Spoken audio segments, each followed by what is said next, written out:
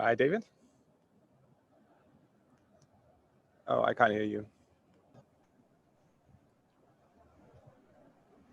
Hi, Roshanak. Hi, how are you? Good, good. Look at this crazy place. It's been raining down ash the last few nights. I know. Oh, David, you are mute. Yeah, there's a fire in the San Gabriel Valley. Wow. That's crazy. Does that mean that it's closer to people than normally, if it's in the valley? I'm sorry? Does that mean that it's moving closer to Los Angeles? Like, is that a more inhabited area of the No, valley? it's because the wind is blowing from the east to the west right now. Okay. It's there in the San Gabriel Mountains. There's a lot of just undeveloped woodland, going up the mountains. So Okay. you're not in. There's no danger of it, a fire, spreading, but the smoke is definitely, coming in. I could smell it here too. It's same here, all the way in the west. Hi. Yeah. Hey, yeah, it's really smoky I saw in that. Lincoln Hi, Heights. Marcelin. Hey. Hi, hi, Marceline. Hi. Good to see everyone. Nice to see you. Yeah, you too. Hey, Emil. So you have guests coming in? Well, we had a fairly big presentation yesterday for the people who were part of the workshop, and Pamela and Marsha was there, as well as faculty from Somaliland, and also of course all the students.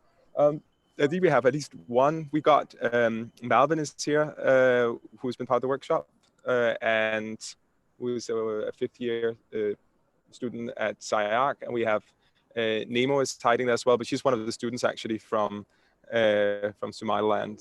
So people might be dropping in, but we did the same thing yesterday, a little bit different, but so I felt actually, I'm really happy now with, I think it's a good opportunity for us around DTP to have a discussion around, hey Gary, hey Michael, great to have a discussion around the sort of pedagogical aspects of this project.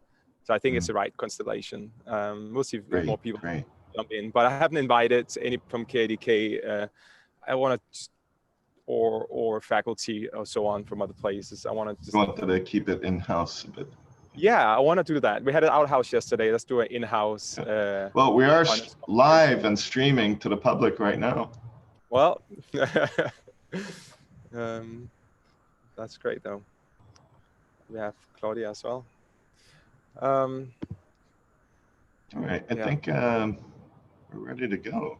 Okay, so we're looking at Emil's project, and then we're going to look at Roshanak's. They're very different from each other. I think all 5 projects have been radically different this year.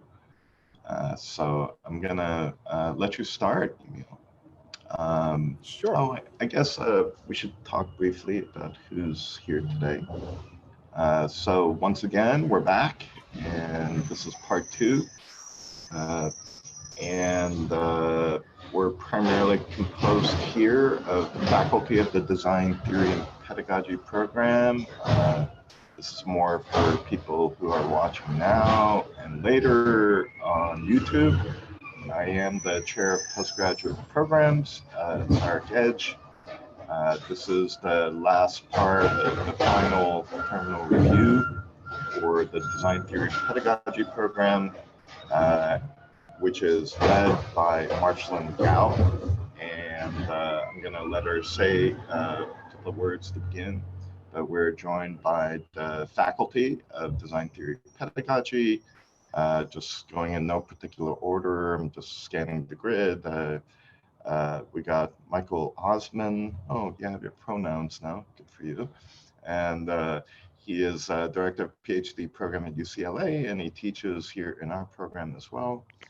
Gary Fox, he's recently been a curator at the Getty Foundation, and he's a very quickly rising architectural historian and theorist, and he also teaches in the program. Claudia Weiner will be starting to teach in the program. and she's currently teaching in the core curriculum at Cal Poly Pomona. We have then also our students from the program, and Emil will introduce some of his students that have been invited here with respect to this project. But I'm going to give it over to Marceline to say a few words before we jump into it with Emil. Hi, everyone. Thank you for joining us today. And I just wanted to explain a little bit about the structure of the Design Theory and Pedagogy program. In the 3-semester curriculum, the students begin by observing some of the core studios, looking at how the fundamentals of architecture are taught, and then proposing their own approach to a core studio architecture curriculum in the first semester. In the second semester, students are observing the most advanced studios in the school and then proposing a studio brief for an advanced studio in architecture. And in the third semester, typically students begin to produce work samples of what might come out of that studio brief. In this case, we have a really unique setup. And as David mentioned, the projects are all very different. Today, we're going to be seeing Emil Seehusen's project, which is really proposed as a workshop. So he'll say more about that in a few minutes, but that's a very specific structure that Emil has taken on for his brief.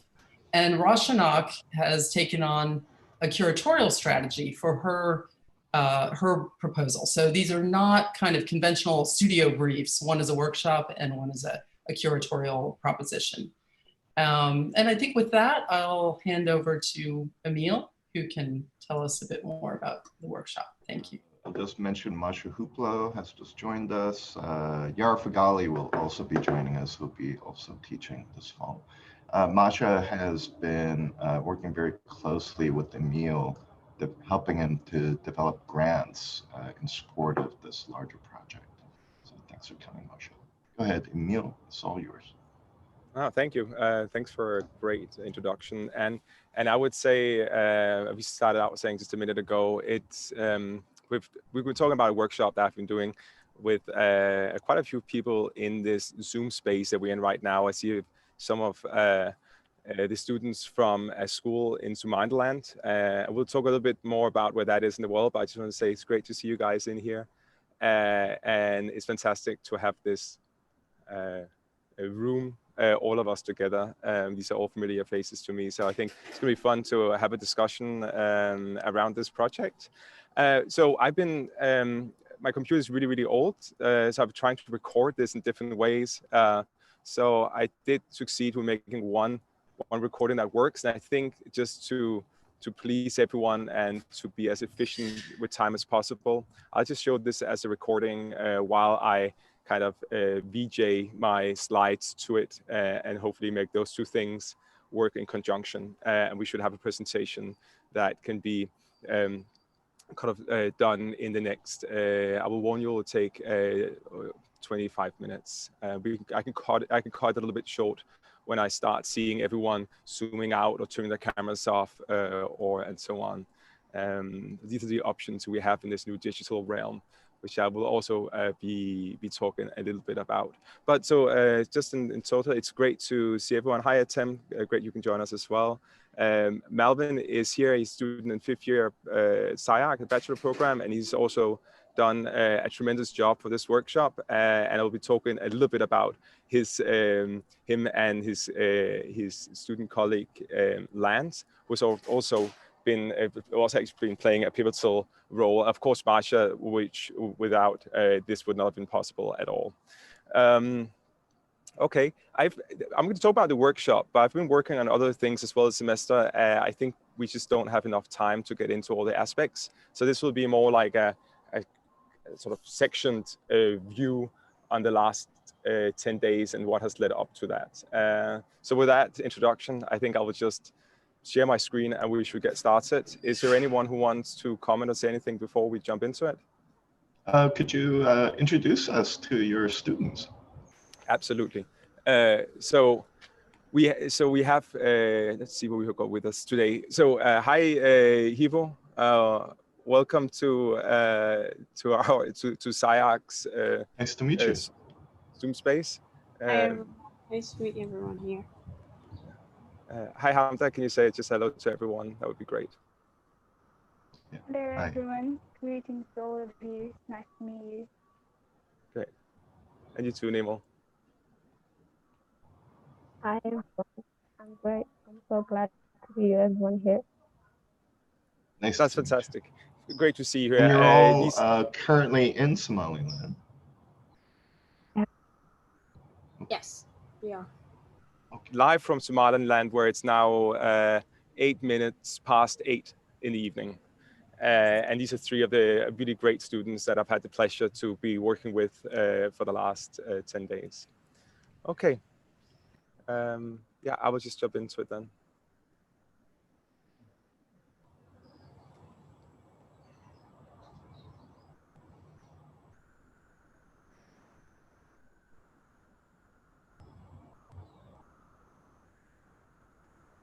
Okay, you seeing my screen? We can see your screen. We're not hearing any audio though. No, I haven't played anything, but you can see me, and you can see because I can't see you guys at all, which is always a rather unpleasant experience because you don't know. Like, it's nice to have that visual feedback. Let me just see if I can get you on the screen, and then I'll hit play. When you put up that grid, it blocks your content. Oh, it does? Yeah, so you should just go blind.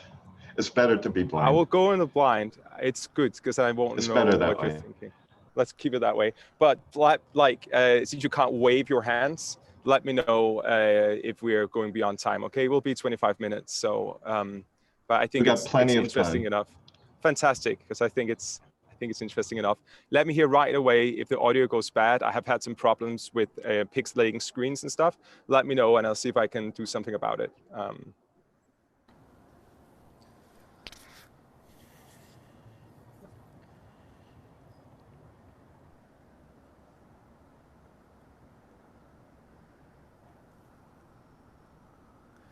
Okay, welcome to my presentation. I think the confluence of two moments, two situations are really challenging the core of architectural pedagogy. Firstly, more than or unlike ever before, have we been forced to be physically distant from our families, friends, colleagues. And at the same time, we are also being forced to find new ways to connect sort of discreetly through digital platforms. And the other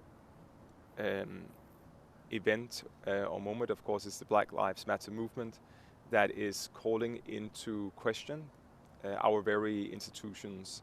So coming from some of the best schools in the US, from the dean to admin to faculty and students, there is a real call for a re-examination, a re-evaluation, and perhaps even a dismantling of what constitutes the solidity of the body of knowledge coming from these places. The very curriculum is basically being challenged, as well as the actual boundaries around the schools, the need for creating a new kind of accessibility perhaps, and fundamentally a shift from Eurocentric and Western ideology thinking and construction structures towards something that would be non-Western, non-colonial, and really an expanded sense of what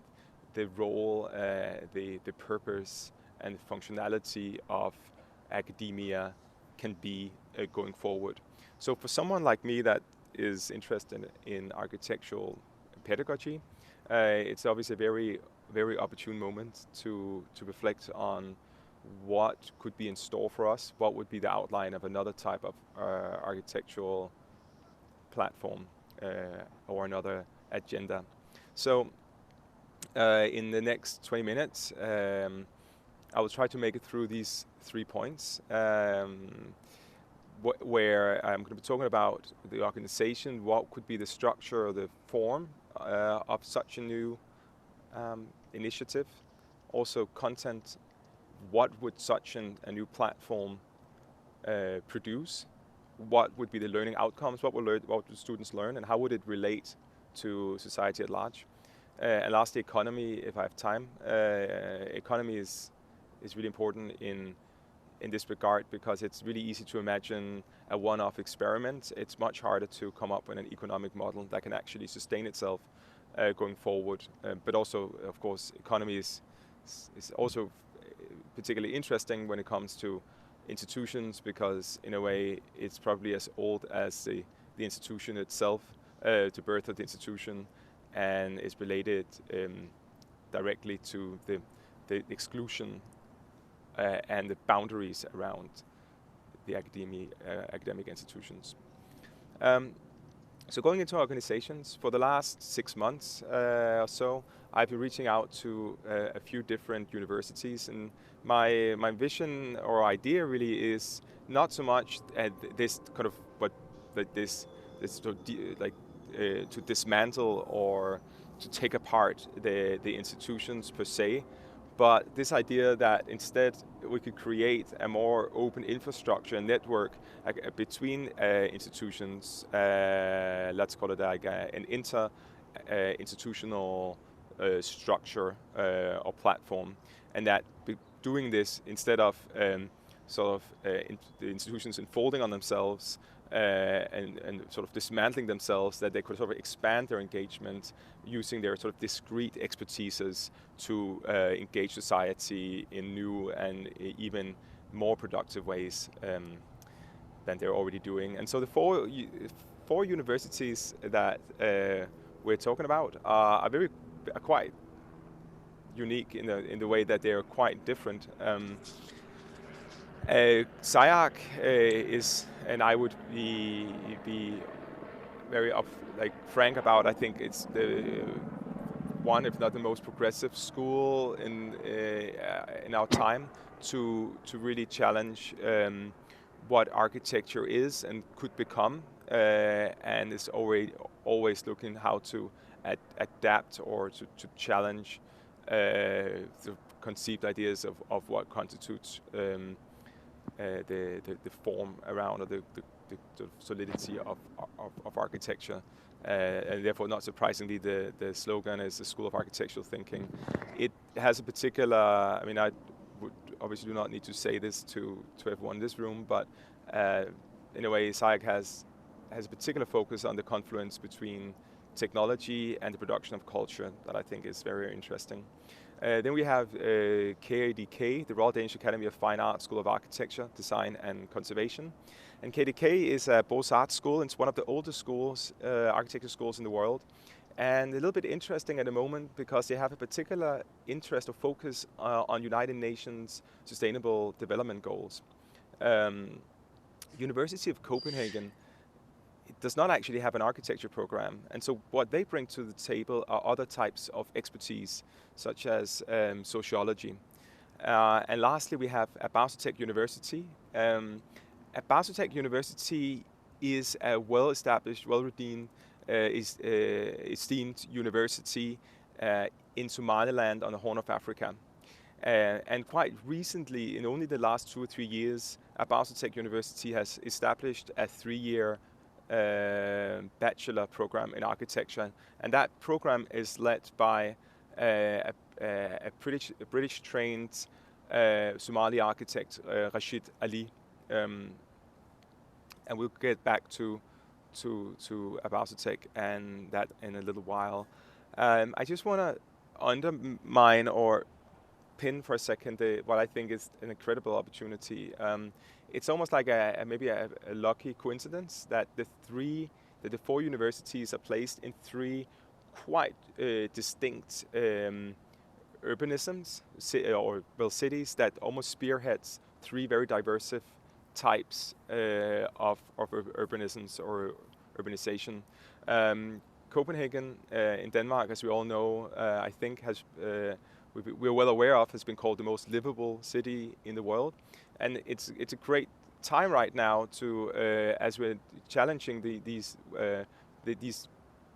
originally Eurocentric ideals, to question if this one-size-fits-all urbanism is really applicable to other conditions, and also we can question what is the with that kind of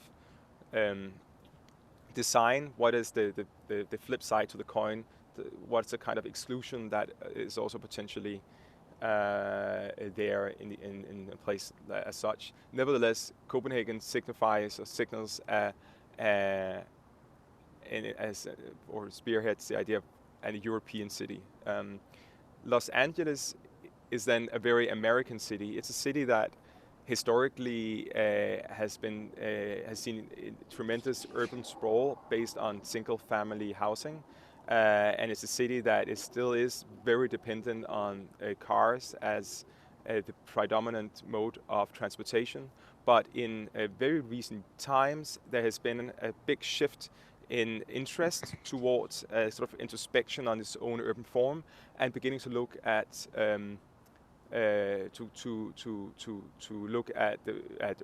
looking at housing reforms, finding larger trying to increase accessibility to affordable housing, and also tremendously upgrading its public infrastructure in terms of transportation. And lastly, we have again Hargeisa in Somaliland, and Hargeisa has its own very unique circumstances that we'll talk about, but that has given its particular urban form. But it's also a very a very African city, in the way that it's one of those places that has seen incredibly rapid urban expansion over only a very few years, or within a decade. And so it signifies or spearheads this urbanism, African urbanism, where we have seen rapid sort of migration from the rural areas to the city, and it's a pivotal point in time for Hargeisa now to reflect both on their past, but also to look a little bit forward in time and try to speculate on what's in hold for Hargeisa in the near future. And so the idea is that these three different types of urbanisms, they can all bring something different to the table, and they can all challenge each other about what would be an appropriate urban form or urban strategy. So that's, I think, the bigger idea in this whole project, is for universities on three different continents kind of engaging and challenging each other. And so this is just an early conversation, I would say, but to sort of test out both the infrastructure, the kind of possible dialogues, and our different partners. We did just in the last 10 days, finished yesterday, we did a 10-day workshop together, what I call the kind of beta test of this idea. And these are some of the people that took part. Some of them will be familiar faces. We have Marsha Hupalo from the SCI-Arc Research Department. And then we have Lance and Malvin, that are these two incredibly capable fifth-year students at SCI-Arc. And I will get back to their particular role in this project in just a minute. So, yeah, what's really the first thing I think we did that is a little bit different is that we actually had Lance and Melvin teach the entire workshop, to set up all the tutorials and do all the framework and simply actually, teach it. And there's a few reasons why I think that is interesting. First of all, it talks to this horizontality. It's instead of sort of challenging the dichotomy between teacher and student relations, it's a new kind of flattening that I think is very timely. And the possibility that knowledge can be produced by students as a way to sort of auto-generate and produce a new curriculum. And I think that is already a kind of very fascinating idea. Secondly, in terms of pedagogy, we all know, those of us who teach knows that to teach is a fantastic way to introspect and to challenge your own thinking. So of course, it's an opportunity for Lance and Melvin to reflect on their own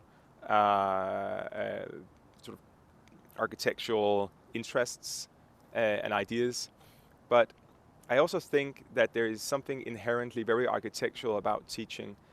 To be a good teacher and to be a good architect takes massive amount of empathy.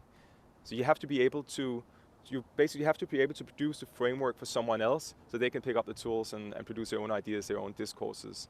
So I think the idea that the architect as a pedagogue and as a teacher is a theme that could be well expanded, and this touches upon that in some small capacity. So the second thing we did that was interesting, I think, is that we all work together on the mirror board, and I imagine everyone in this space knows what the mirror board is. It's simply a simulation, a digital simulation of a very old technology, which is the pinup board. But what's interesting is that everyone from, if they're sitting in Copenhagen or in Hargeisa in Los Angeles, they could all come together and then pin up different ideas, different things on the mirror board. And we imagine the mirror board to be these discrete islands representing different themes, but also potentially different discourses. And as the workshop progressed, we would keep adding more and more content, and add islands and add ideas that could all coexist in what we called an archipelago of ideas. And perhaps the other interesting part of that is that then, because of that, the mirror board did not become a representation of something of something that would then manifest later as a kind of a process board. It became its own space for engagement. It became its own sort of horizontal, open-ended, flat space for conversation, and therefore was its own outcome. We'll get a little bit back to that. Here's Malvin explaining, just giving us an overview of the different locations on the board. This platform has 5 main groups of islands. We have over here the tutorial and walkthrough islands, where students can find their tutorial videos, and they can get an overview of what each step is expecting them to do, and what will be the output of each step for this workshop.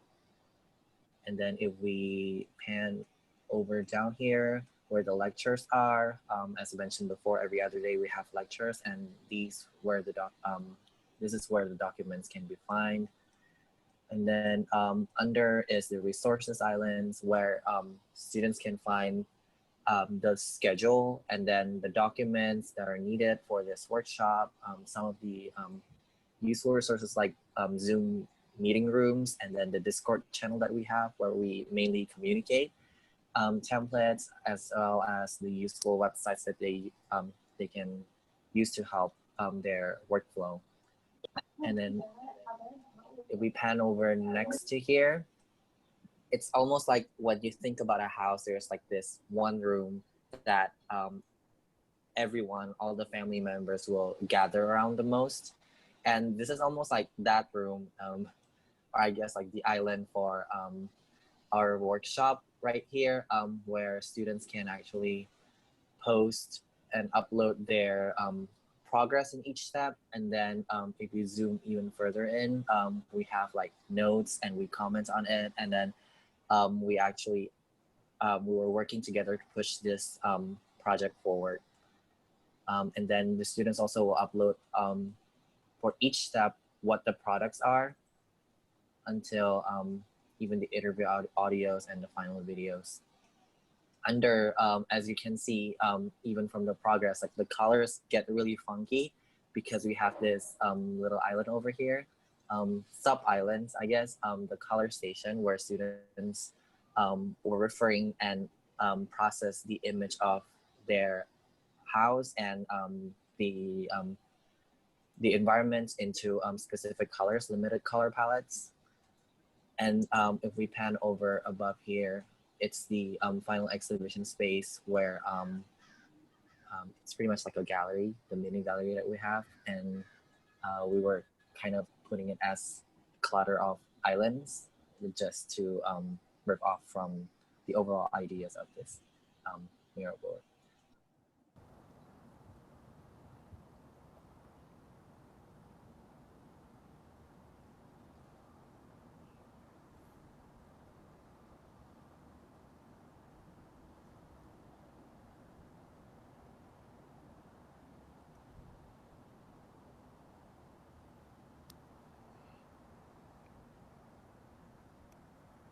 Okay, and then lastly, talking about organization, just a few words and something that perhaps looks very boring, an Excel sheet or a calendar.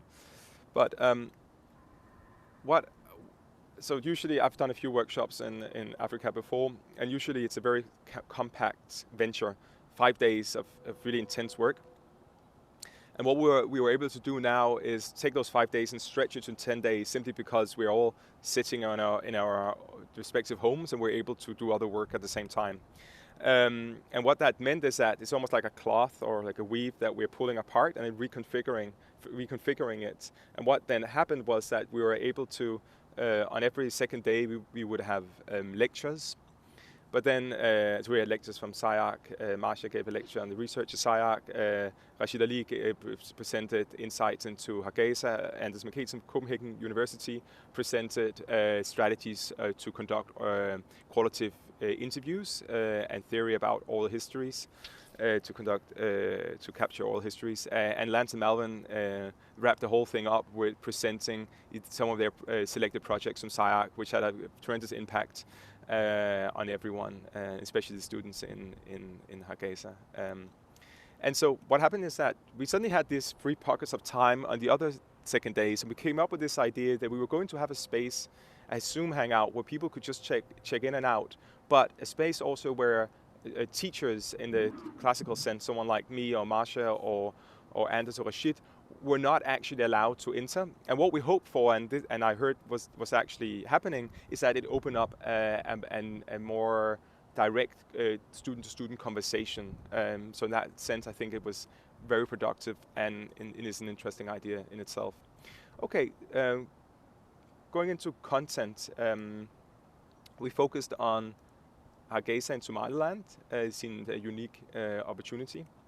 And for those of you who don't know where Somaliland is, that's completely understandable. Somaliland, if you look on Google Maps, you actually won't see it. And the reason for that is that Somaliland is not a recognized nation state.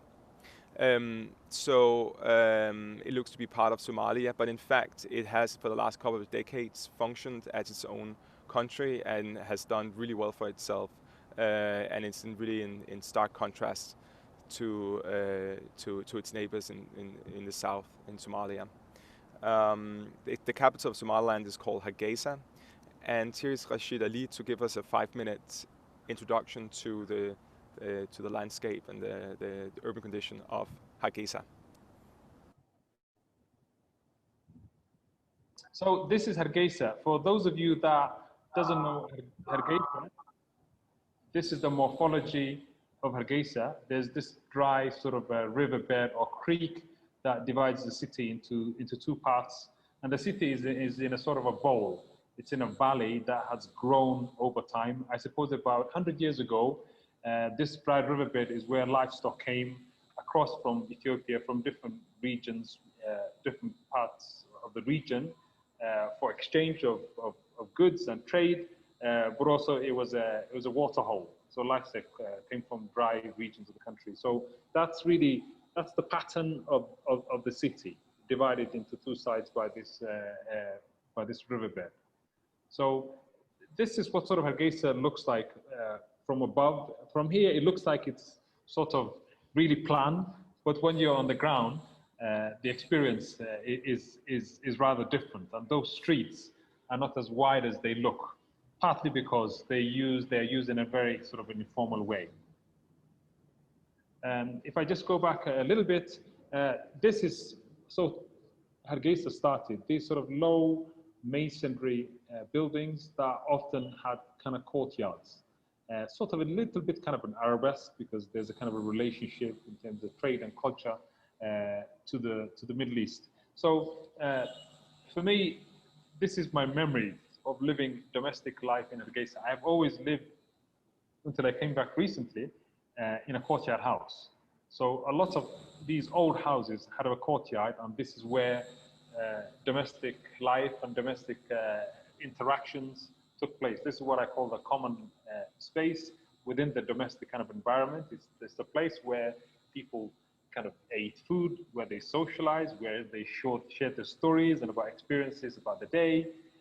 It's also where I remember, kind of watched the stars, and elderly people told you sort of stories about the stars and what they represent and so on. So I've been really thinking a lot about the transformation from when I was a child, I suppose in the 80s, and how things have changed.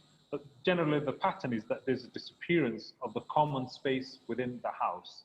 And I'm really intrigued how the students kind of see that, because the courtyard is disappearing as a really important social space within the house.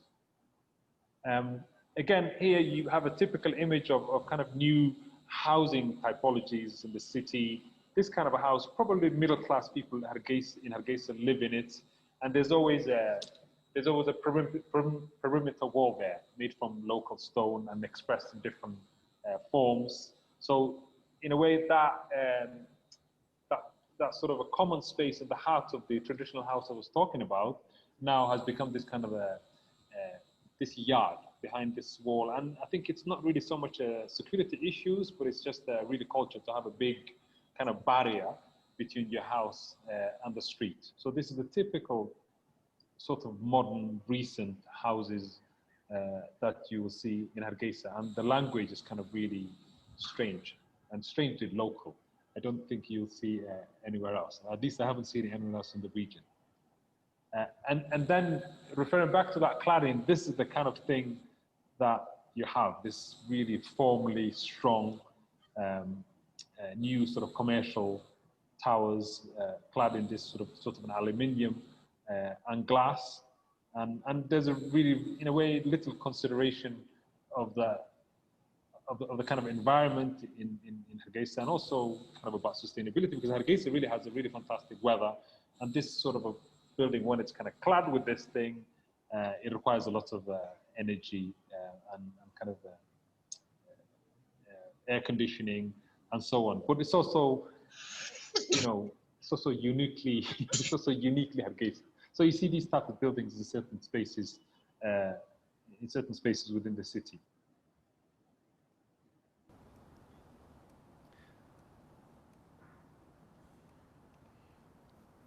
Okay, we wanted to know more about what constitutes the Somali home. It seemed a good point of departure because the single family unit is so prevalent in Hargeisa. So we asked the students to look at their own houses, and the first thing they did was to photograph just a floor plan, but with all the details that comes with that, and also the outdoor spaces that comes with it. And one of the reasons, especially coming from a Western country, is that we have little understanding of the complexity or the different codex or sort of functionality of a situation like this, mainly because it's a confluence of being an Islamic country and being having the Somali people having a nomadic past. So it means they use the outdoor spaces in other ways, and it means that how they segregate different spaces in the house also has a significance. But even more, we were interested in the idea that the house could represent a place for conversation. So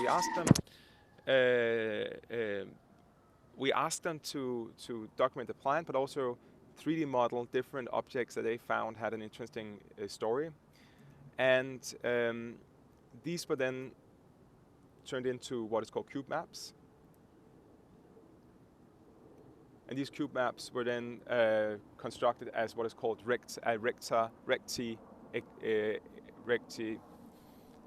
equirectangular image, something that can produce a 360 environment. And these are some of the examples of that.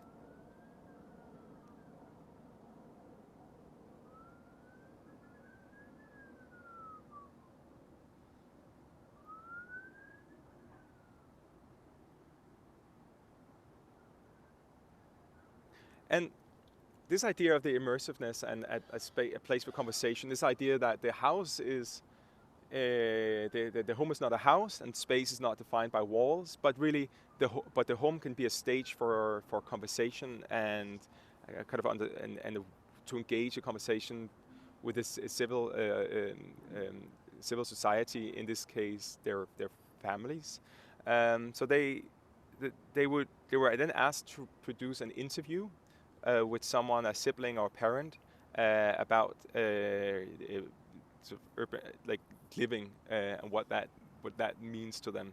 And they were posing different types of questions, and it was turned into this immersive, simple immersive environment. And of course, the colors are quite strange, and that has to do simply with they were then treating, dithering the images using colors that you would find, color palettes that you would find in Hargeisa. Again, not interested in a clear representation, but looking for something that was more sort of suggestive than representative.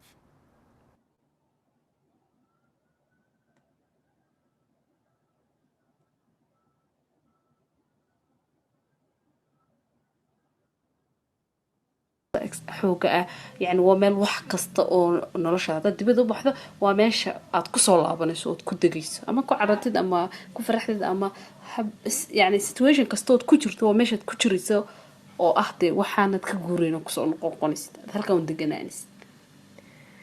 Okay. She's saying home is a sanctuary. It's where memories are made. Being surrounded by the ones you love and who loves you makes the house a home. House is just a walls with a four walls and a roof, but a home is where the heart is.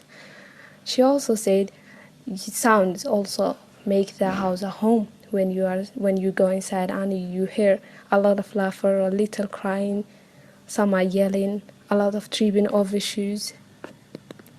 It's just where you belong to it and you feel comfort and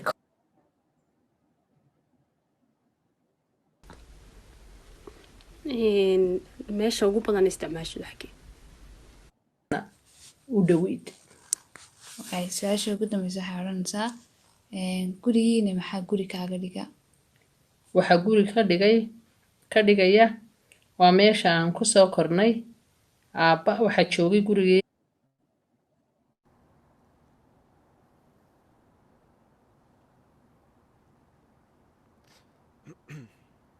And then lastly, we took one step further, and we imagined that the entire mural board, as we've been working on for the last 10 days, was in fact itself something that could be spatialized in more conventional manners, something that you could move around on, and it would be each of these rooms, that they are spaces that they have made, were actually some micro-constituent environments, audio-visual experiences that one could visit.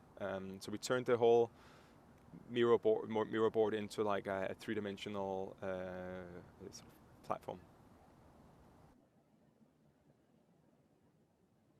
Today, I'll talk about a few questions about my family and my house. So the first one is the family happy with this house or why? Because yeah, they are happy because they have been living there for 2 years.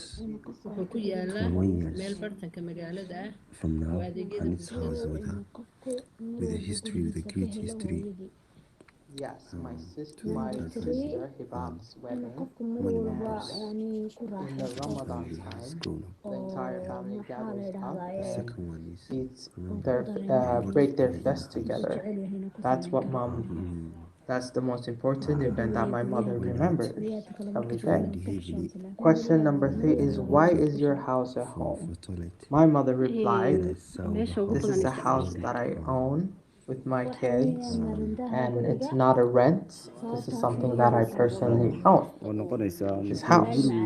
Question number 4 is, what would your family like to change about this house? So I asked, basically another 2 rooms on top of it's just where you belong to it and you feel comfort.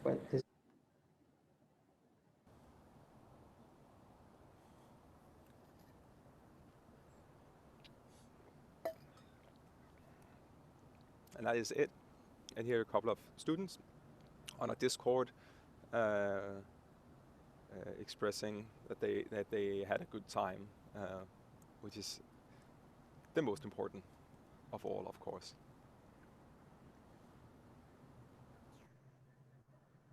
Okay, That was there might be many questions, but we can open this up. It's very interesting, I must say. Yeah, Emil, I completely appreciate the doggedness with which you've continued to pursue this project, your project, from the beginning of the program to now. I can't help but wonder or ask or maybe even hope. So you've used the word horizontality, the horizontal, quite repeatedly through your presentation. I think an ethos and an ambition that I am totally sympathetic to, as I think many others in this space are. And yet, you know, so you've described students teaching students, and yet it's the SCI-Arc students teaching the students in Hargeisa. I wonder, and perhaps hope, what are the next steps of this model carrying forward? Can you imagine a scenario in which the inverse happens? And do you have any plan to, in fact, enact that? The students in Hargeisa teaching the students at SCI-Arc, for example.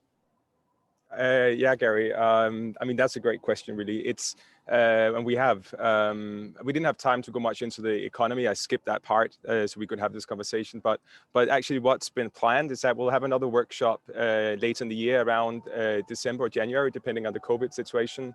And the idea there is actually to sort of expand, get more students involved. And the idea is that each place will actually do a little bit part of the tutorial, so the students will train sort of like pearls on a string. They'll do one part, train the other students in one part, and then it will go through and that kind of create that kind of collaboration. That's a great question.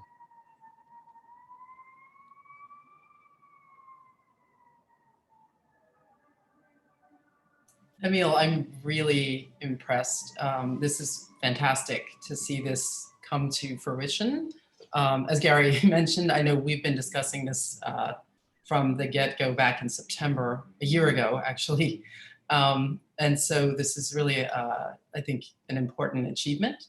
And I would really commend you on actually realizing this workshop and this collaboration, and the extra dimension as well, with Malvin and Lance, and the connection between how you as an educator, well, you as a student, simulating you as an educator, but sort of outside of, this is part of your curriculum, it's your project as a student, but then you engaging with students from SCI-Arc and students from Hargeisa, and actually putting them into a dialogue, I think is a really important and a unique approach to education. And so I would like to know a little bit more about how the exercises were developed. There was some specific terminology about the kind of the cruciform mapping page. I forget what you called that. You had a specific term for that. The cube maps and the And word. I was wondering, is that something that was developed by Malvin and Lance and you collectively, or how did that whole setup, how was it enacted? Well, I can say a few words on that, but Malvin, you can put some words on it as well if you like. Okay, so I think we were referring to this one workshop where I forgot the name of the workshop, but they're trying to make an exhibition and they're using the same, they were actually exploring different types of maps to create this immersive environment. And then later, I think we kind of like borrow that and then develop it into our own in a way. Like when I got asked to participate in this workshop, Emil kind of like through this like a long-term goal, like what's the end and how like pretty much his vision. So like we were trying to we worked like around it and tried to find ways of creating, well, I guess I have maybe I can put it this way, creating like a immersive environments without with the limitations of like some of the resources that maybe others don't have, like in terms of like, let's say computer power or something. But like this is, yeah, it's like a borrowed concept, and then like yeah, we kind of make it our own. Thanks, Melvin. That's great, and I really adhere to this when you talk about like this, like how you adapted sort of pre-existing technologies and then workflows, some of them, and then readapted them to match the capabilities, the technical sort of machine power available. I thought that was brilliant. Yeah.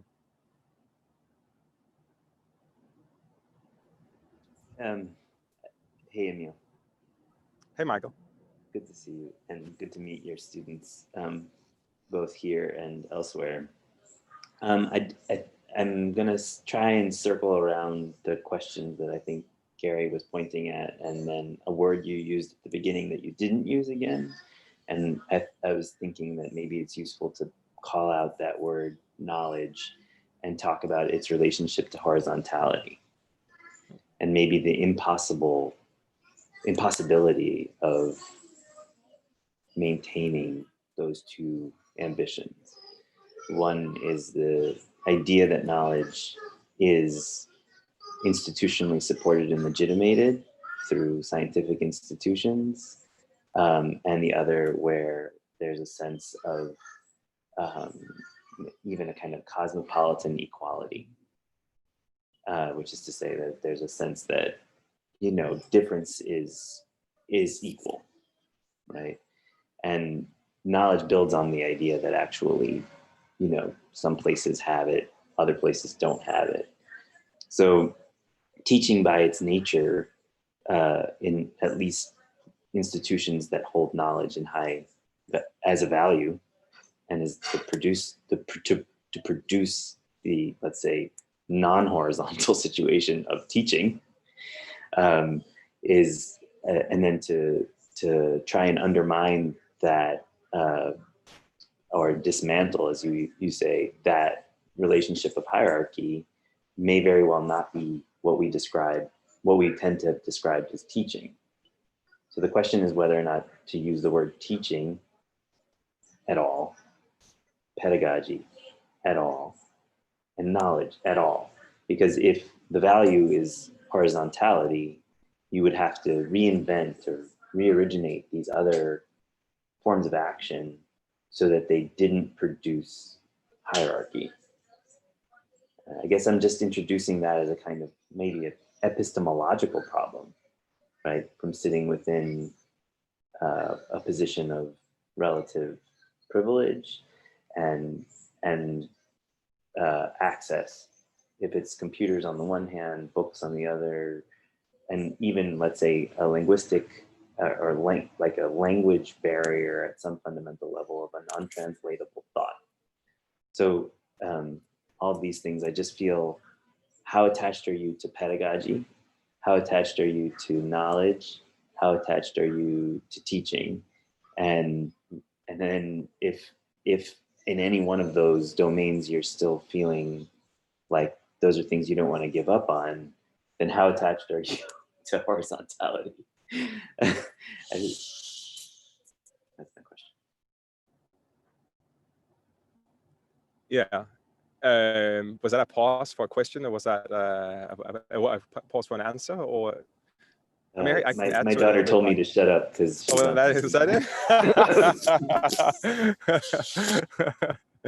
She's like, enough. That's fantastic. I think that's a good question. That's why I just made it very explicit from the beginning that my interest really is not this simple call for it to solve or reconstruct the curriculum and the sort of body of knowledge contained and protected even by the institutions, but the idea of this idea of this archipelago of an institutional network that you've got, and that is the problem. You got to sort of have both. You got to, in a way, I mean, and it's the bigger discussion, but I'm sure there's certain circumstances in each institution that also comes with its boundary condition that allows it to produce knowledge in a specific way that also has to be protected. Yet we can never stop questioning how that might spill into broader fields. And we're just in a moment now where we sort of have to do that. So it's the idea that other institutions almost work as opposing attractors to sort of steal or rob or borrow knowledge from each other. But I'm not sure if I'm getting to your question in the right sort of direction. Well, I think it has to do also with instruction, what Michael's bringing up, that the idea when you instruct somebody, you give them a set of instructions, there's a supposition often within pedagogy that you have an outcome in mind that's known, a desired outcome, and you instruct, like, if you want to do this well, this is how you will do this. And someone goes through those steps, and then there's an evaluation. Did you do it well? Is this a good one, or is this not a good one? And that kind of convention seems like what you're pushing back on and saying, okay, what if the instruction is to instruct two groups of people to collaborate using certain tools, using the, you provide a platform, which again brings with it its own biases and, in terms of computing power and who can run the Miro board or how upload times, all those things that become very important. But I guess the question then is, what is retained or taken away? So you stage that collaboration, you say, okay, there's no hierarchy in this discussion using the platform, but then what do we value as knowledge? Like, what is the takeaway? And I guess for me, that was a question as well, because I was going to ask you, it seemed like the exercise was partially about kind of mapping, or you said it's not about representation, but there was a way of how do you document something that is very intimate to you? How do you document your home? And then how do you use a kind of oral history method of interviews to say what constitutes a home for the people that are living in these spaces? And so that is all kind of, one might say that is data, or that's something that has been produced that then exists in that platform. But then what do you do with that? Or what gets valued, what gets deleted? That for me is a huge question. And that might circle back to what Michael's bringing up. Like, is the production of knowledge about what gets archived out of that, what gets disseminated and handed down to someone as something of value? It's a huge question, I think. Yeah, and also it would demand not a huge answer, but probably a dispersed or multiple aspected type of answer. But I think it's a core of the experiment that we've been trying to do in a way, like the very platform as an experiment, or like, and now it's just talking about the Miro board as an experiment in itself. I think I've imagined the bigger aspects of it. First of all, I don't think it's ever about sort of throwing things away and or students, no teachers, student produce their own work. I'm very classical in that way. I do believe in knowledge, and I do believe in the roles of teachers, someone who passes on knowledge. What I'm interested in, the bigger realm of it, is first of all, the simple possibility that we can construct a very, and that's, it's both discrete, but also, yeah, it is incredibly sort of refined connections between some a group of students in the second year program in one place in Somaliland, and then two students, amazing students from SCI-Arc, and then bringing them together on this digital platform. But I think the bigger potential of it is that it's a sort of immediacy of it. It's almost like perhaps we're not leaving much behind. I hope we can reuse some ideas for next workshop, because it has been a tremendous amount of work for everyone, especially on Last in Melbourne, I have to say. And in terms of sustainability, it's something that I know Masha and I have been talking about, how to improve on this aspect.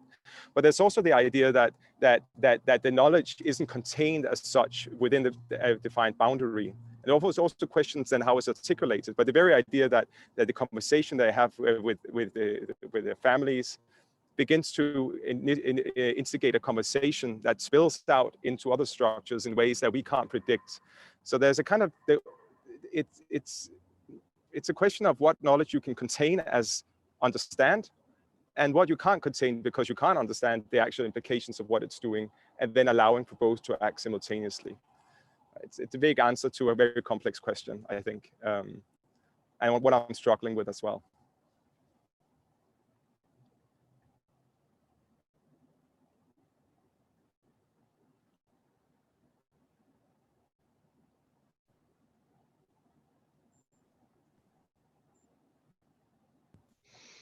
I also have a lot of thoughts. I'm trying to collect my thoughts right now. I think the project is really interesting and beautiful, the way you've woven all of these different people together from complex backgrounds. So that's really commendable. And I also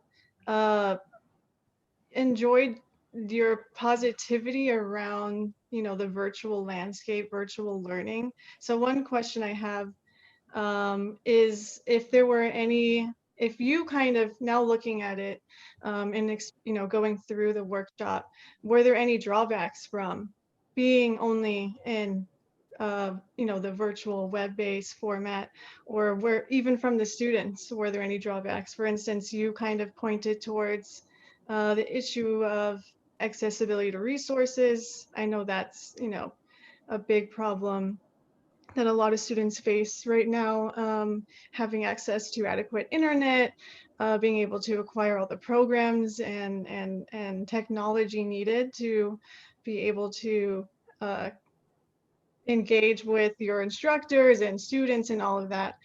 So I mean, that's kind of nitpicky a bit, but I was just wondering if there was any, if you have evaluated your experience in that way, if there was anything that really jumped out at you that you wouldn't mind sharing. Yeah, there is a myriad of problems. It's hard to pinpoint which are the most significant in terms of practical or conceptual. I think it is tremendously difficult, and there's a reason why we all had to be forced into these Zoom spaces to begin to do this. I used to live in London. I was teaching in Copenhagen, and I used to fly there every week or every second week, simply because the students wouldn't have a desk critique unless I was sitting next to them in the physical space. And I think this just forced us to reconsider that. And so when we talk about places like Northeast or many parts of Africa, but for example, the Horn of Africa, there is an inaccessibility already that comes with the physical. For me to go there is already hugely complicated. But the other way around is so much more challenging. And this is not just economy, this is the status of your passport. It's the politics of the hard boundaries that we've drawn around the nation states. So yeah, I'm very optimistic that we can make this discrete little sort of network for a moment in time to share some ideas. But the technical issues are manifold, but I don't, the classical discussion around the value of the physical, I would really probably counter that in many ways. We can go into that, but I don't see the massive values of that. There is a sort of immediacy to the digital and responsiveness that I think are very productive. And I think ask anyone in this room, I think we all had a lot of positive experiences, surprisingly so, since earlier this year. I don't know if that answers your question. I don't have distinct issues. For me, it brings up a whole other set of possibilities. As you're talking about that, it makes me feel that, for example, having a course which is targeted on a geography even, and a set of cultural practices tied to that geography might very well be something that you would want to dismantle. So if you were to have a handful of students from Somaliland and a handful of students from Western Africa and a handful of students from Europe and a handful of students from North America or South America, you would be creating a kind of micro community of cosmopolitanism that would undermine perhaps some of the tensions that that a word like knowledge or a word like pedagogy might produce, which is that instead of one region of the globe having a relationship to another region of the globe, which is rather predictable in its geopolitics. You might have an unpredictable geopolitical relationship in a community that's built online that doesn't have that obvious set of hierarchies based on either north-south or even a language barrier. Perhaps there might be a way that now is being built into these infrastructures of simultaneous translation. So I'm noticing that there's more and more of that, for example, on those Microsoft things that Anna showed me that SCI-Arc is getting on. It's an amazing thing that every time you speak, your words are getting translated into many, many languages simultaneously. So I think perhaps that's another kind of cosmopolitanism. I'm using that word repeatedly because it seems as though that's a value that was produced by, let's say, Western philosophy in the middle of the 18th century, but might never have seen a technical medium in which it could have actually been explored, right? Because the public sphere, as they imagined it, had something to do with the nation state. So maybe a notion of a new cosmopolitanism is really what is, as it were, the product, the output of your workshops. Mm-hmm. I like that conclusion.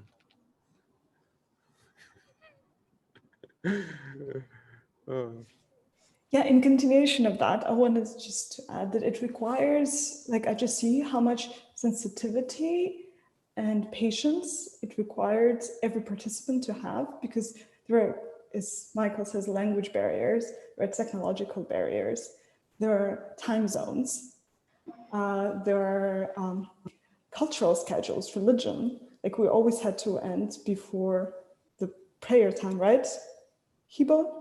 Right, so we would be hearing the sound of a prayer in the background, which was an alert that we have to stop right now and we cannot extend it.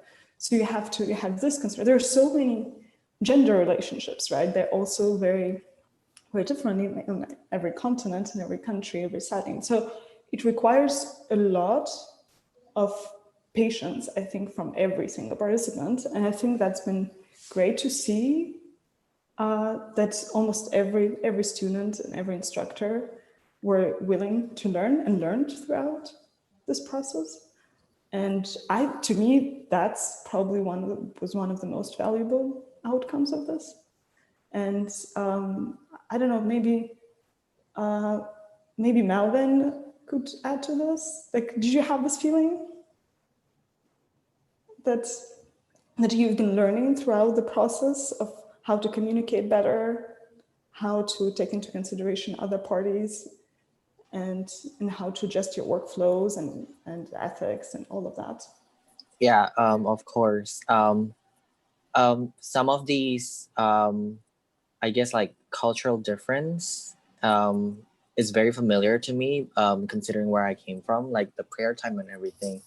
And it's kind of, it feels like relearning it back because like coming to here, it's like a complete different settings. And then like, even like with like speaking with all these like amazing students, it's all like coming back again. Like I noticed like even like the way I speak, I have to kind of alter it in a way that that I have to be always like conscious that we have language barriers, like for sure. But yeah, this like constant learning throughout the workshop, constant adjustment also, and it's like very, I guess like I can put it in a in this word, like it's like a life experience, and then you just like learn and then like try to adjust to that, pretty much adapt. And in extension to that, I would feel pretty, I think, good opportunity. Hibo, can I ask you a tricky question maybe? Is there anything you felt in terms of the dialogue in any of the way that changed during the workshop? Sorry, can you repeat that? So, I mean, did you feel during the 9-10 days that, because Melvin is talking about like how he was adapting to this situation, I wonder in which ways you or your fellow colleagues adapted to this situation or started to interact in other ways? I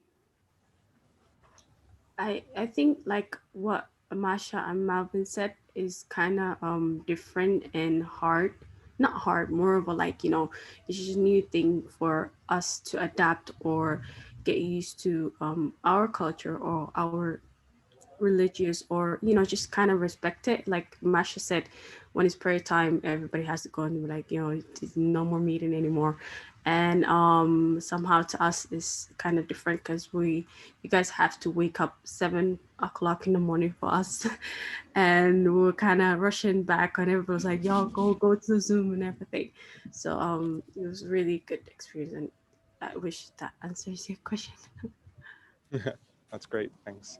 Thank you. One comment is, it seems without a doubt, the experience was positive, pleasurable, illuminating, just generally good, you know, without any doubt. I'm curious about a different question though. I'm really curious, the three of you here that were students of the workshop, what do you think you learned? Oh, so I think we learned, of course, new ways of doing that would definitely help us in our architecture study later. We go back to studio, we learned like before I use Photoshop. I learned that in really 10 days. Of course, we're going to help me. I've also learned like how to take more, or like how to do small time. That was really like I've been productive like I've never been before. I've been super productive in these 10 days, so that's what we learned. And we learned like many new things, like yeah, that was really helpful. I want to drill down on that point a little bit, because I hope, I mean, we finished yesterday, so things will take a little bit of time to sort of settle. But I hope that we learned, or that you in Hargeisa learned more than the SCI-Arc work ethics. Now, don't put words in their mouth now. But we should mute you for the next 15 minutes, or have you leave the room for a second, you know? Well, I think it's interesting that the first comment you make on that is that you're talking about technology. Learned very quickly a lot of contemporary technology. And I would suspect, you know, like virtual, Miro, and software that you very quickly absorb just, I guess, what's perceived anyway, because I have my doubts about which technologies are the most advanced and where those technologies are and where do you have to go to get those technologies. But that seems like a very clear benefit of a workshop like this. You learn these things and very quickly. And even for our standards, I think working in game engines and, you know, just assembling personal narratives with things you find, and then it becomes virtual, and it's even for, I don't think there's a place in the world where that's old. I think this is just new. But I guess I'm just really curious, and this is the longer question. And to be fair, Emil, you're right. I think these kinds of lessons might take longer for us to find words for. But I think that's ultimately the most valuable and the most, I guess, controversial, which is, what are the lessons outside of technology? What is the knowledge that is not technological in nature? And is there any? You know, I think for me, I mean, this is more now for us and Emil. This is something very much on my mind.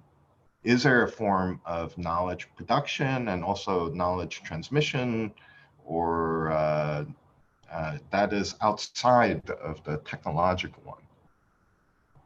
Yeah, I mean, during the workshop, we learned how to really help each other, like how to help your colleague students, like if you get help everyone. And although like you have had so much to do, but then you should like help and find time for other students. And so that's something we also learned, how to all like help together. Excuse me, I will add something. This was a kind of like test to us ourselves. We really enjoyed it. Like it was like something like we're eating something so spicy at the same time we're enjoying it. The night that we stayed awake, but we weren't feeling any kind of tiredness. So I just like the way we did everything, the way we have learned so many things in just a few days, and the way we get the communication that we had inside our students, and besides that, the communication that we had with Marvin and Lance.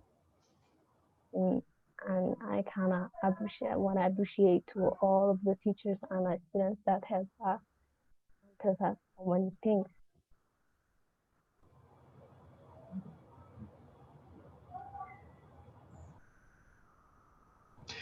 I think this is just a really important discourse right now in academia about student experience. And it's really at the forefront, you know. And in this program, I think we're trying to keep and across the postgrad programs, for me, I want to just try to maintain as much intention as we can for that which is beyond student experience. That is the question of, was it pleasurable or not? Or maybe a pleasure is too limiting a word, like because we can define value in many ways. We could define it as pleasure, we could define it as power, we could define it as ability, we could define it as self-actualization. There's so many ways we could define the value of it. But for me, it's a peculiarity of this moment in academia that student experiences is at the forefront of the conversation. And it's just I don't know, I don't think it's so straightforward, you know, to understand why that is the case. I think it's the result of a very complex set of factors that is centered around that question. But nonetheless, as a teacher, as an academic, I certainly don't want to be here as an entertainer, you know, it's too expensive for, you know, there's far cheaper forms of entertainment out there, I think. So I don't want to get too mired in that question, you know, even though it is the big question right now, that's for sure.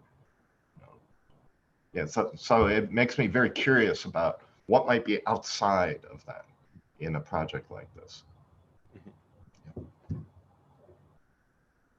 Yeah, I mean, while people gather their thoughts, I think it's incredibly interesting. I mean, I think something is happening by having just you students from being in this room right now from Somaliland. I think there are conversations in this project that, as David was just touching upon, is everything technology? And I would personally probably be, well, I won't be in position to answer that, but I'm very enticed by the idea that there is something about the specificity of things interacting in very complex environments that are probably more productive than the containment of knowledge in conventional forms. But because you are here, it's also pushing the conversation, I think, a little bit, and it changes how we are talking about things as well. And I just don't want to, it might feel like a small point, but I think it's important that this social space right now is already being pushed in different directions. I'm very interested in that. But just a little interlude for someone else to throw a comment in. One more thing I'll add before I shut up is academia in the West has always had a belief in the value of travel and experiencing other places in other ways. And it's always been difficult to concretize as what exactly are you getting from that travel? And we have to report on it. Like, okay, you did a traveling year where you studied abroad, come back and report to us what did you learn from this? What did you get from that? You know? And I think this connects to what Michael was saying about cosmopolitanism. I think there is some kind of knowledge that comes from going outside of one's society. It reframes, I guess it brings new context to the stuff that we already valued as knowledge or otherwise.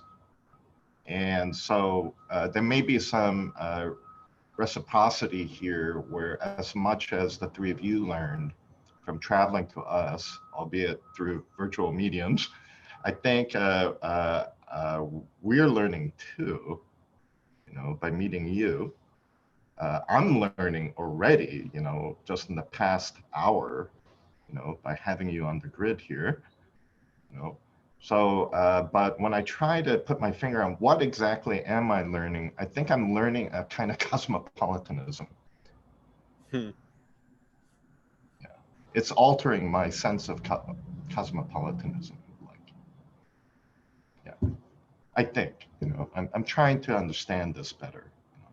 But as I go to every new place, I think there is another technology in that place too. So it is also, I think, a technological question. I really don't. So Michael and I have been reading Yukui, so that's kind of in the back of my mind. But his thesis is a very straightforward one. There is no one technology. There is no universal one, or the one we usually talk about is the one that emanates from the West. And it's time now to question the universality of that, the anthropological universality of the Western technology, and consider that there may be many technologies.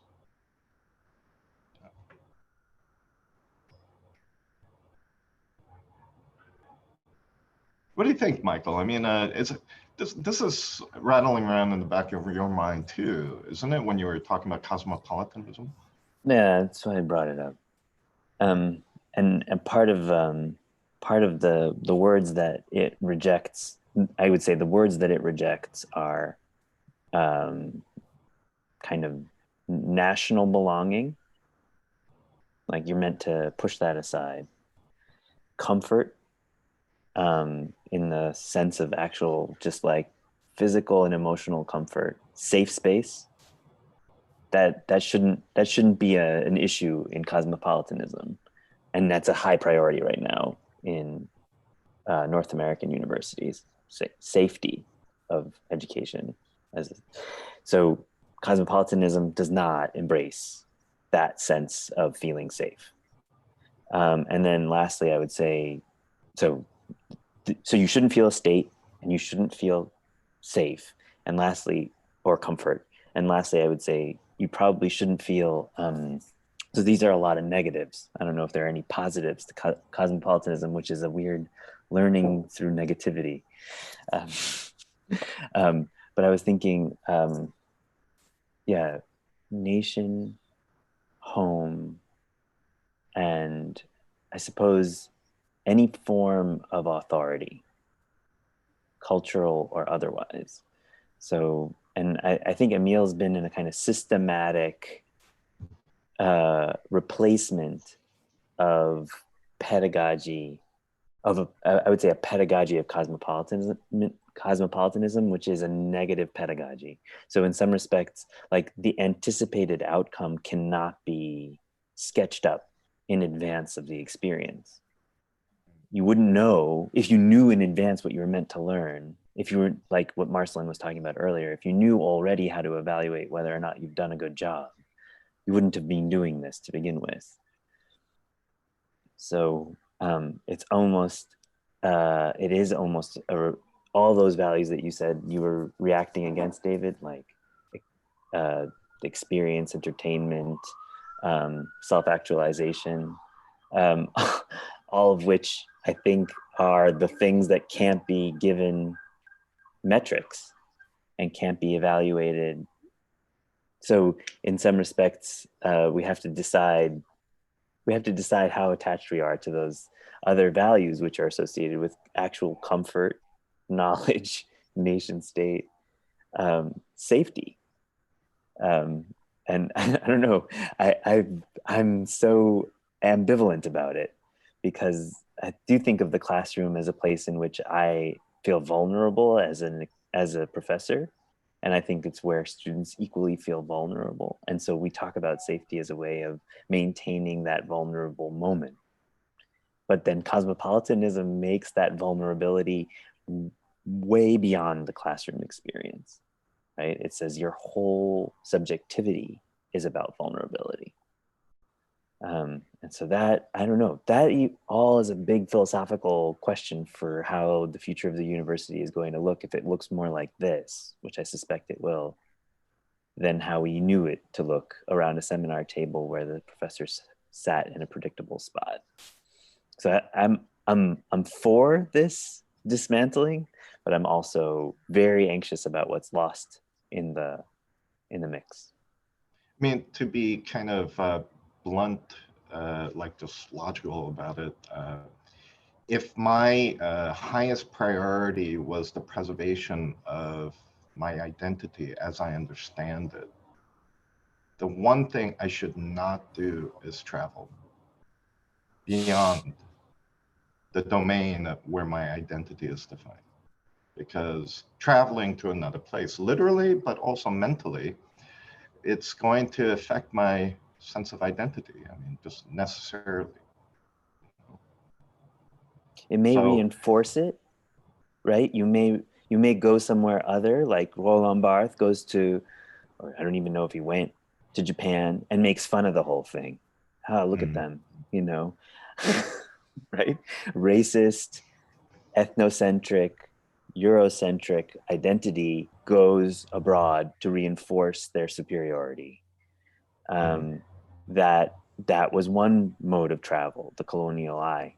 The other one was to decenter it and say, well, look at this Japanese culture. If you go there today, as you and I have, David, over the last year or so, and just been like, whoa, look at that. This is a much more equal society. They eat better. The food is better. You know, like, or I just go and just like shed. Right. And okay, a lot of things I thought were true are just wrong. Yeah.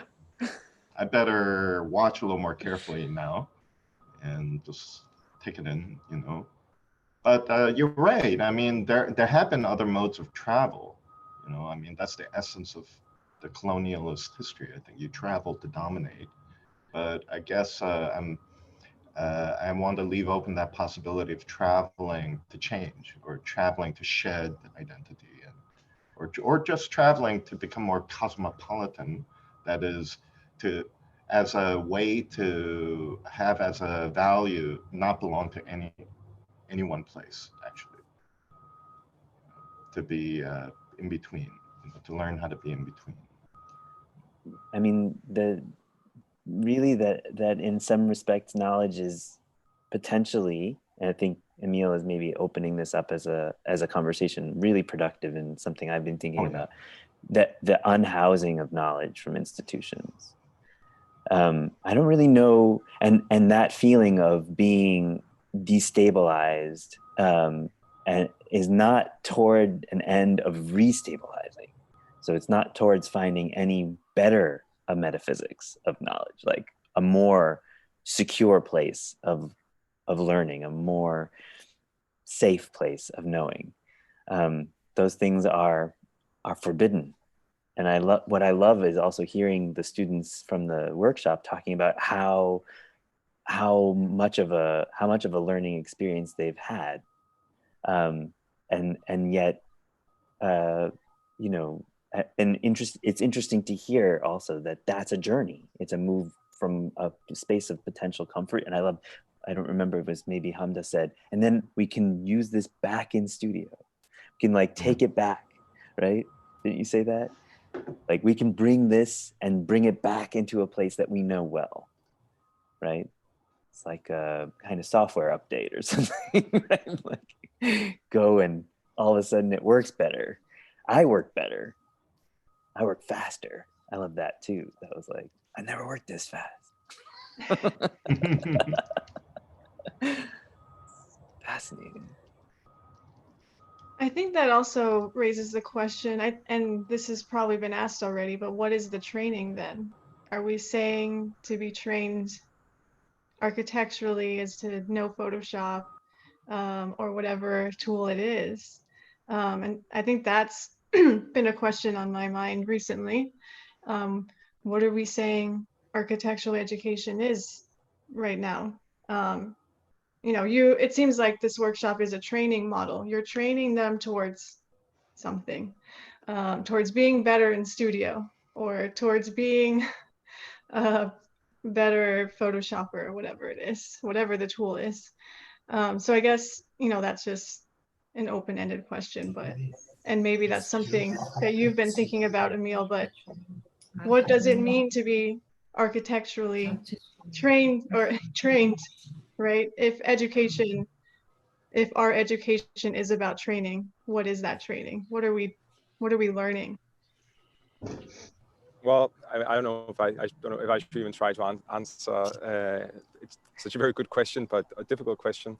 I would throw an answer out also relating it back to the idea of traveling. I mean, I think that we're training tools, skills, techniques to be here. So not to necessarily be there, but be in the immediate sort of place of this micro constituency, as I would call it, whatever that's represented maybe through digital platforms, but the actual interaction and sharing that's happening right here. So we have there's two things. We have a very Eurocentric Western perspective. One is that we are transferring knowledge. That obviously is no-go, that we are projecting our schisms or schemes onto someone else. We've done that for too long. The other idea is this idea of the vernacular, the idea of the local, and the idea of the traditional, that there are inherently rich information in these places that we just have to help them unscupper for themselves. That's another deeply problematic Western perspective. And I would say, thirdly, our understanding of us being global and part of the world being not is also deeply misunderstood.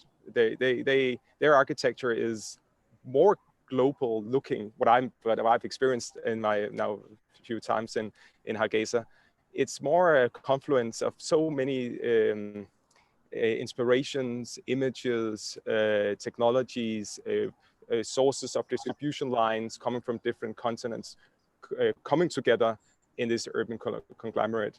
So, so when we talk technology, we have to be very, and Chloe, by the way, this is not me sort of directly, I'm agreeing with you, but I'm also just adding to say that when we talk about technology, we have to know that all architects are using Photoshop, and then so for us to even try to be smart about what technologies we introduce, I think we have to be very careful. I think we have to think about bandwidth and computer crunch capacity.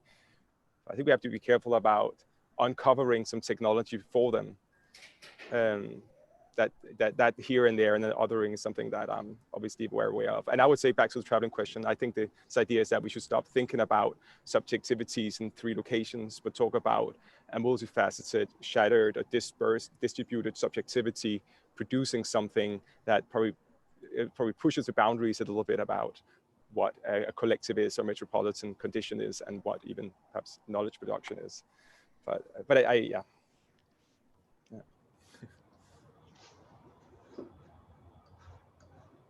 Okay, I think we're at the end. It's time to switch over to Roshana. Any last comments for Emil? I just want to say thank you to our 3 students from Hargeisa who's with us here today, and without your participation, none of us would be in this space right now. So thank you very much for all your thanks hard for work. coming. It's really great to meet you. I think we should all thank you, Emil, for this opportunity. I mean, you actually opened our mind a lot.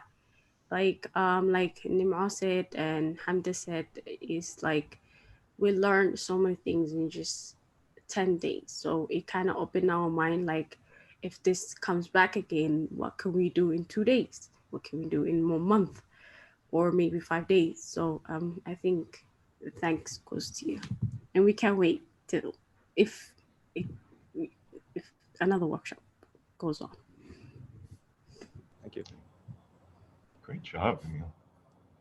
Fantastic. Great success. Congratulations. Okay. So our next student is Roshana. And similar topics, actually, but in radically different ways. First, I'm going to ask you, Roshana, to introduce us to your guests. Yes, sure. Hi, everyone.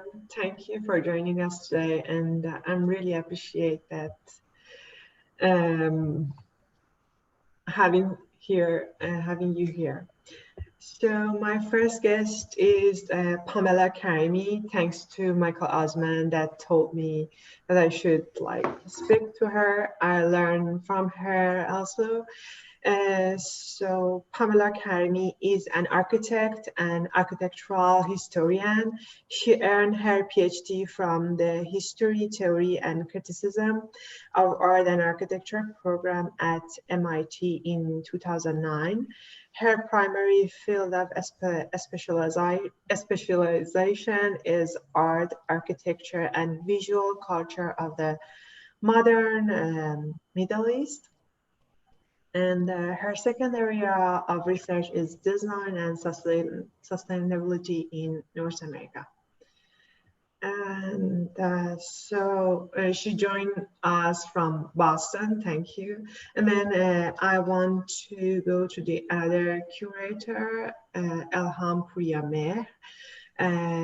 She is an artist, curator, and lecturer based in Vancouver, BC. She received her BA and MA from the Tehran University of Art and her PhD in art research, cultural discourse of curating in contemporary art of Iran from Al-Zahra University in Tehran. And I also just should mention that she has worked as a university teacher and a writer over the past 15 years in the West Asia and Europe, and lectured in international conferences, symposium and talk in Tehran, Singapore, Amsterdam, and many other places. And she was a co-founder to elaborate this Center for Curatorial Project, a nonprofit nomadic platform based in Vancouver. And the last guest is my dear Mariam Palizgar. She's the artist also in this curatorial project. She is an interdisciplinary artist and educator who was born and raised in Iran. She received her Master of Fine Art from Georgia State University in 2018. She was an artist in residence at the Cornelius Art Foundation in Lagamas, France in 2014, and received a grant from Triangular Network in London. I also should add that she now teach and live in she live in Atlanta, and she currently teach at Georgia State University and art is in resident at Atlanta Contemporary Art Center. And so welcome. Yeah. Thank you for coming. Yeah, thank you. So I'm gonna share my screen.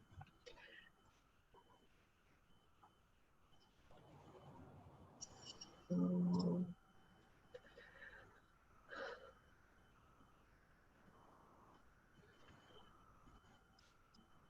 Great. okay. I'm gonna start to some introduction about my project. First of all, I would mention that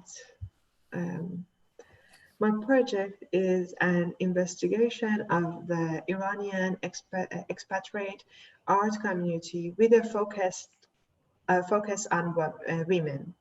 I imagining a mixed audience for the curatorial project from academic to the public. And I would like to introduce people to art that I think is very important but underappreciated. I initially surveyed more than 60 female Iranian artists. This took time. This was narrowed to a list of 30 artists that I narrowed purely on the basis of my interest and their immigrant backgrounds. This was then narrowed to 20 artists that had an unexpected consistency. They were using the Farsi alphabet in their work. Finally, this was narrowed to 10 artists based on what I consider to be the most important work among this group. This was the hardest step. Since then, I have been trying to understand the artists through their work. I focused on one work from each of the artists and attempt to describe each of them in a second-person narrative to help the reader imagine what it might be like to encounter the work in person. The combination of textuality and visuality in this work is something that I'm still trying to better understand, but I think there is something important, and they're just on the basis of how meaningful this work has come to be for me as well. Finally, I was to point out something that many of you probably already know. Los Angeles is the largest Iranian community outside of Iran. With everything that is currently going on with the pandemic and the crisis of identity politics, it seems important to me to focus some attention on a community that is important to me, that is often ignored in contemporary conversations. For me, it is very interesting to think of curation as a new form of pedagogy where the students are not a student in a school, but the public itself. Then I'm gonna talk about I'm gonna read my statement for you and what is the project about. So the curatorial project evolved around a set of selected artworks that are diverse in their use of media and materials, but share a common theme in their incorporation of the Farsi alphabet as motifs. This is, at first glance, an unusual consistency in the work of the artist studied for this project. There are 32 characters in the Farsi alphabet. After the 7th century and Iran's conversion to Islam, the official written language changed from Pahlavi to Farsi. because Islam prohibits figural representations of human and animal. The Farsi alphabet, like Arabic, developed as a cursive form and that historically has been used for decorative and ornamental purposes. Often, how it looks is very much related to what it means. This survey of 10 female immigrant artists from Iran spans across different historical periods and personal profiles. These 10 women immigrated at a different time for different reasons. They are different in family and educational backgrounds and have had different trajectories around the world in their expatriate journeys. Nonetheless, they share something in common in their work. In their state of diaspora, whether voluntary or involuntary, these artists maintain a strong relationship to the Farsi language as a in their state of diaspora, whether voluntary or there's some background audio somewhere. Is it fine? Oh, yeah. I'm just gonna mute. I think that was Hamda. Hamda, can you mute? Thank you. Okay. Okay, we can go back. Oh, we lost your. Okay, there we go. Okay.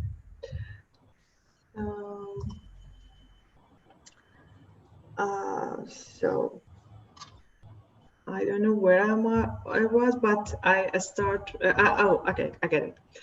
In their state of diaspora, whether voluntary or involuntary, these artists maintain a strong relationship to the Farsi language as a visual and symbolic device.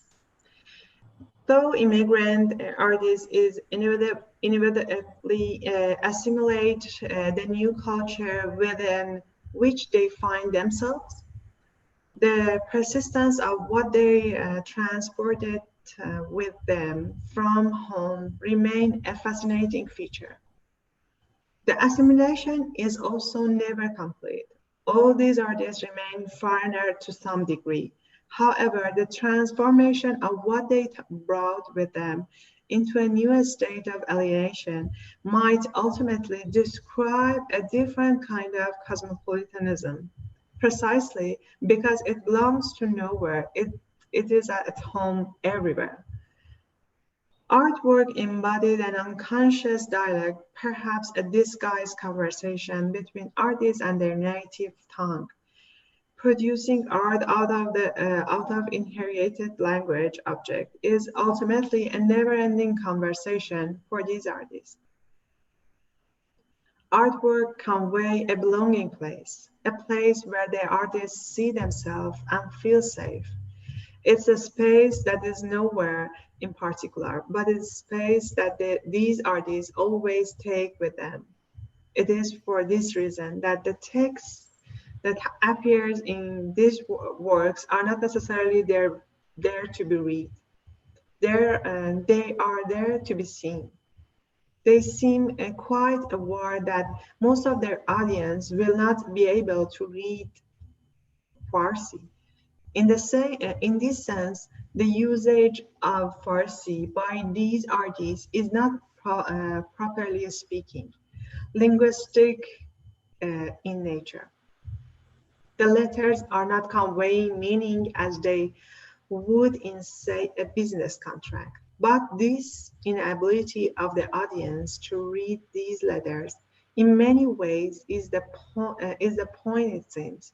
It captures the in-between state of occupation that is the daily reality of these artists. Lastly, it needs to be mentioned that there are differences in the Persian cultural relationship to the written word. The written words are often conflated with the sense and not purely a matter of intellections. As David Roxburgh put it, like Hafez ritual, changing margin of manuscript, or putting flower in books, emotion is present in the written word in a way that are difficult to understand in the Western tradition. So in the next step, I'm gonna show you my, unlike other people that work with the text, but in a different way. Most of them are some kind of readable, but for me, they are different artworks, maybe more for like تناولی or سیاه ارمجانی,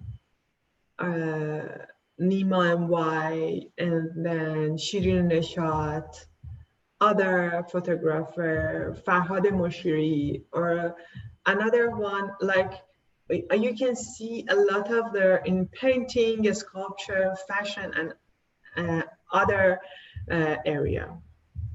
But for me, there are lots, I mean, the artists that I choose, they are completely different in the approach to the alphabet, to the Farsi alphabet.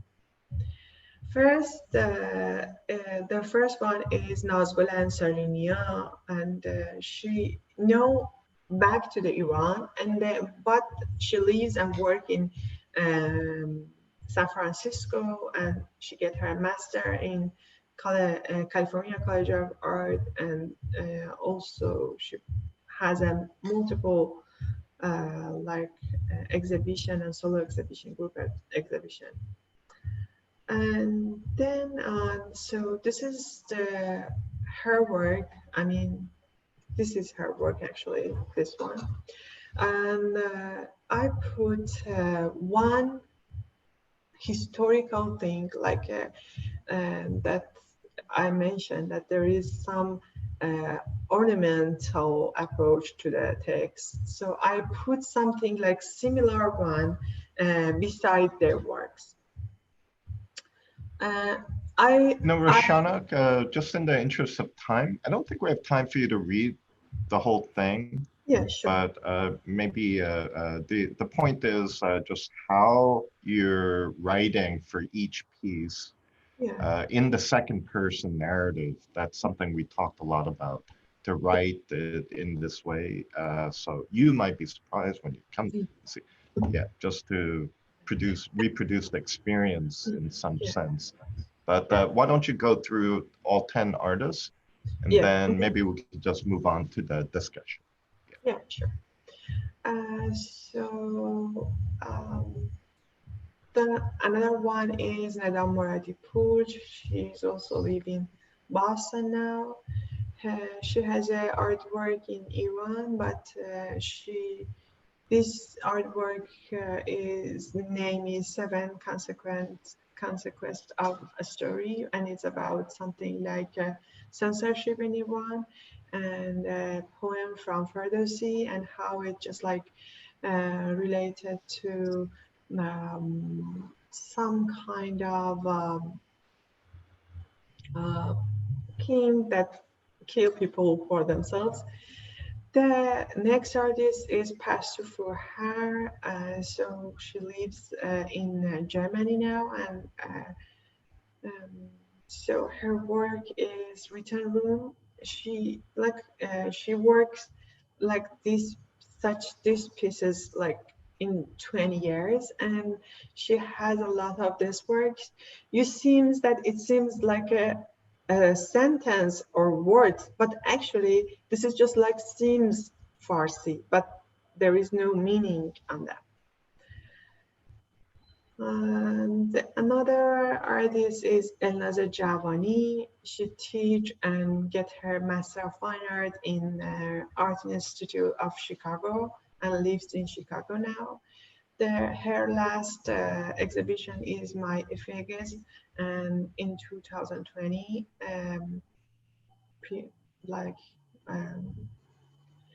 this one, and this is the artwork. So as you may see, there is like a story about in both Azari and Farsi language in her artworks. And I see her work so related to this kind of artworks from many years, from many years ago in Iran. And another one is Mariam Palisgar. You already know her, and her artwork is from 2012, and her work is identity. And so the artwork is this piece actually, and you see a lot of letter, both in French and Farsi, and then there is a connection between the artwork to a brain shape sculpture. The another one is Taraneh Hemami. She work and live and teach in San Francisco now, and she teaching California College of Art also. Her artwork name is Silent Tears from 2006 from Alphabet of Silence series. As you see, there is actually no word. There is not even a word. There are just like alphabets. I see this ceramic tears like two are like motif in the plate. And then Gulnara Adeli, she has a very complicated biography. She born here and then go Iran and then go back here after 14 years of separation with her dad, and then now she lives in New York, and she get her Master of Fine Art in University of Michigan. Her artwork is Language Landscape in 2017, and this is like very Y shape, which is the last alphabet of Farsi that she extract from her father's letter to her mother as a like of kind of love letters, and she extract these Y's to a point of a structure and put it in the middle of her exhibition. And this is a manuscript from the Qajar period, which that changed the margin. Another one is Shadi Yousefian. She also works and live in San Francisco. So she do a collage thing with her archive of letters, and sometimes she put it in like a coffee, or I don't know, put like water on it to color the letters. And it was something that so she like cut and like reborn the letters to born a new, or this essence of these letters. I mean, the way she feel like maybe homesickness or something like this. And then Hadiye Shafi'i, she immigrated to United States when she was 13, and now she lives in Baltimore, Maryland, and teach also there, I think. Her artwork name is I Open My Eyes and See Myself Under a Tree Laden with a Fruit That I Cannot Name, 2020. And so her artworks always contain this particular, which is like writing a lot of things and then rewrite love on all of them, and then make something like this, and maybe remind some garden that you cannot go there, or you cannot find any name for there. The last one is Purana Jinche, and she also immigrated to the United States many years ago. She has a Master of Fine Art, Bachelor of Fine Art in here in Los Angeles, and then go to the New York and lives there. And she works and have a lot of exhibition. The exhibition is The Blind Oak. This specific artwork from 2030 is just Dot from a surreal exotic book, which is from Sadegh Hedayat. And so this artwork is amazing because of she extract only Dot from that book. And I should mention that that book is just like a very, like very forbidden thing for teenagers, and also never published in our country. They're always like another places that publish and then come to Iran. And I see how it is related to our miniature and the way we make a composition with the text and the painting and this Shireen and Farhad, which is a kind of a lovely picture, and it's from Shahnameh. So this is the end of my project, and thank you. Okay. And so in this, yeah, go ahead, Roshana. Yeah, I'm just gonna share my PDF with all of you. If somebody needs to go forward and I don't know, something like this, please. The artists, the descriptions for each piece, that still needs editing. Yeah. I think it'll be a good overview to have with you while we talk. But I'll just mention curatorial projects are becoming an interesting type of project in this program. Last year, we had a student that also did a curatorial project, Juan Rincon, and because he had an interesting relationship to the director of the Saatchi Gallery, in the summer, they actually installed it at the Saatchi, and that was crazy that the student project developed in this program became a major exhibition in London last year, and 500,000 people attended apparently.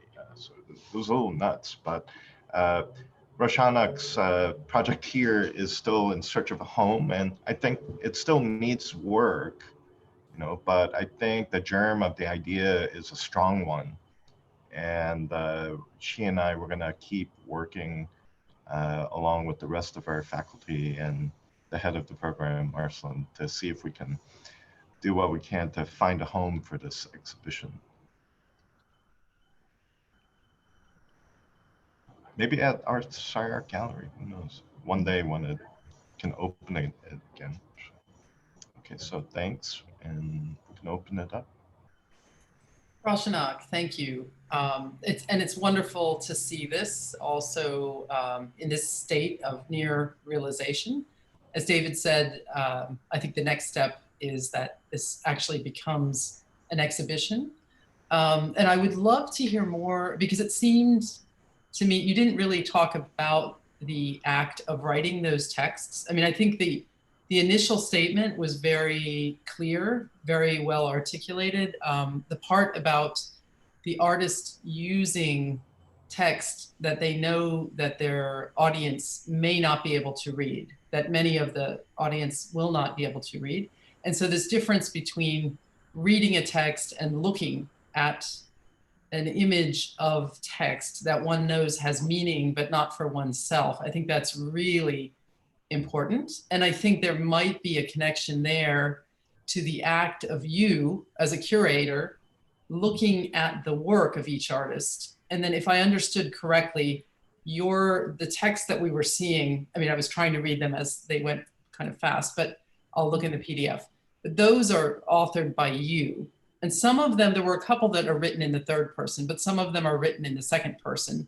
So you're kind of almost telling the viewer, it's like a guidebook of this is what you're seeing.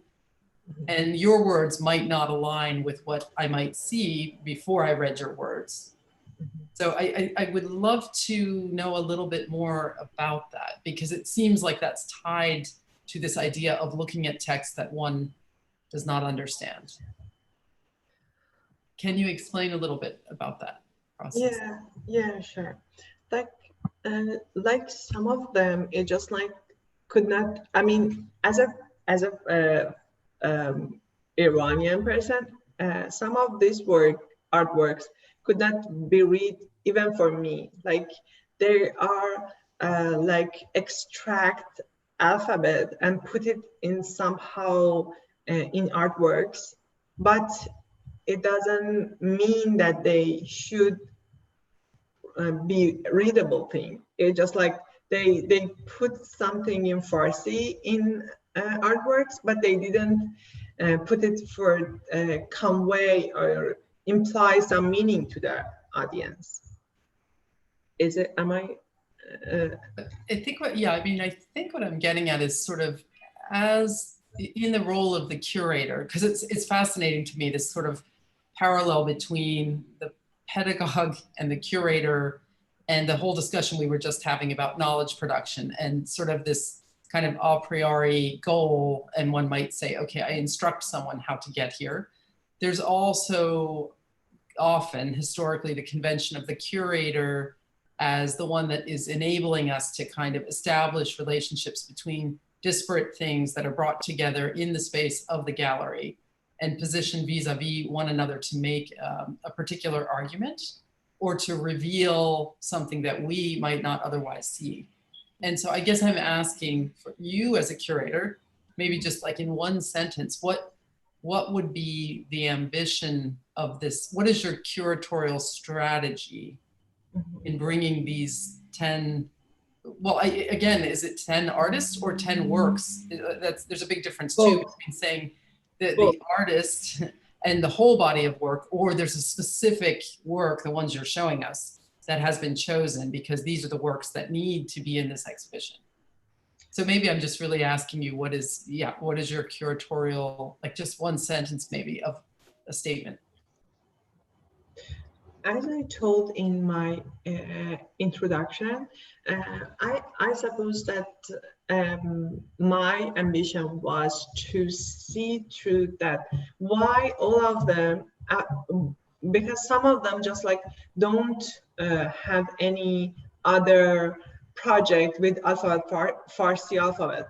Like dear Mariam Palizgar, most of her works is more abstract, but when you see through that her artworks, you see just maybe one project which work with the Farsi alphabet. And it was for me a little shocking, because I think what happened when you like immigrate, use the Farsi alphabet, and it was just like maybe there is something, and just like this one. And I suppose that there are completely different artworks. I mean, for me, there is another narrative behind all of this artworks, which is about how language is related to another thing like translation and like connection to the another people in other terms. I mean, I know that maybe this is something like their identity bring this alphabet to the works, but to somehow I think maybe there is something behind this layer. Maybe there is something beyond this layer that about how they feel in here, and then try to make it like more visible.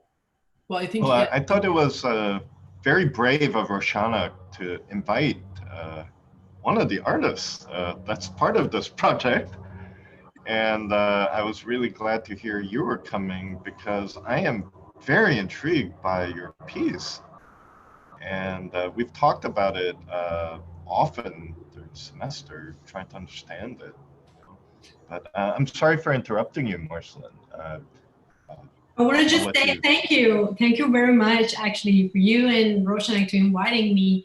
And I want to just add some points as to, you were asking about her like concept behind this show, because we have talked a lot during these past months about how she's going to curate the whole things. And I know that this is a very difficult situation for her to just interact with the artists and then just know and develop more about their art practice. But I believe if she can actually, like in the future, add some points in terms of pedagogical aspects of these developments as the means of pedagogy.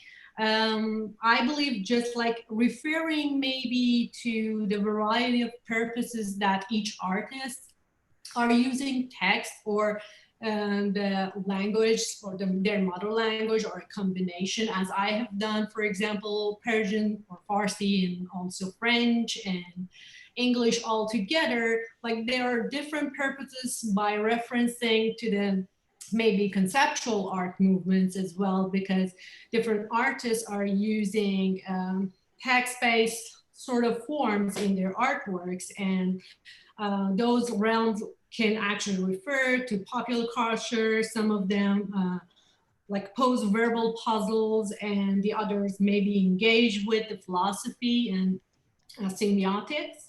And maybe the last one would be some for political and social commentaries. I think like different artists that she chose had different probably references. I can speak about mine, which in some points really have this identical references and political and social commentaries. As always, most of my works has these actually approaches.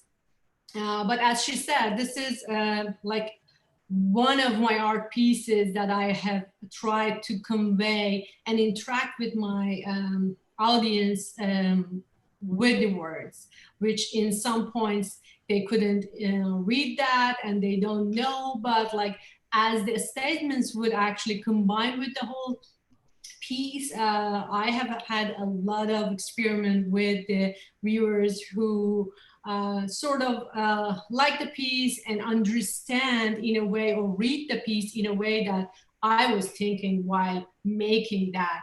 And the main purpose was, you think what everyone can actually impress themselves in terms of identity. I hope I can actually just add some points in Roshanak's actually sides, and also be more comprehensive about my art practice. And super interesting to hear you talk about it. Yeah. Yeah, Roshanak, I really appreciate the thoughtfulness of your work, the kind of development of the curatorial point of view and the collection of artists and works, I think is really fantastic. I kind of want to go back to the point that Marceline was making, as well as David. I think it's important to think through where or how pedagogy enters the space of curation in very specific ways. I think you know, we've discussed, and you'll remember that in the last 20 or so years of art practice, education, the pedagogical have become kind of formats for the production of works of art themselves, and have kind of taken the center of some forms of curatorial practice as well. But I think we could also think of a very long history of curatorial practice as understanding itself to be educational from the very beginning. You could think to the history, 19th century natural science museums, ethnographic museums, world's fairs, all kind of understanding themselves to play certain kind of educational and pedagogical functions. You can think about arts education, the object lesson, as trying to instantiate certain forms of subjectivity among the audience that would attend one of these exhibitions. So I really kind of want to push against the idea of the kind of pedagogical in the space of curation, and how that posture in the kind of contemporary moment, if we understand it to be over the last 20 years or so, versus this longer history of curation as understanding itself to be pedagogical, and how those postures, curator, audience, transform under this historical understanding. This is all to say that I think the effort to unhinge the pedagogical from the kind of peculiar institution that's the university or the institute, and to kind of generalize it to an audience of members of the general public is one, again, that I'd be very sympathetic to, but I want to kind of push very specifically on the positionality of curator, audience, through this lens, through this question, this demand for the pedagogical in the space of the curatorial.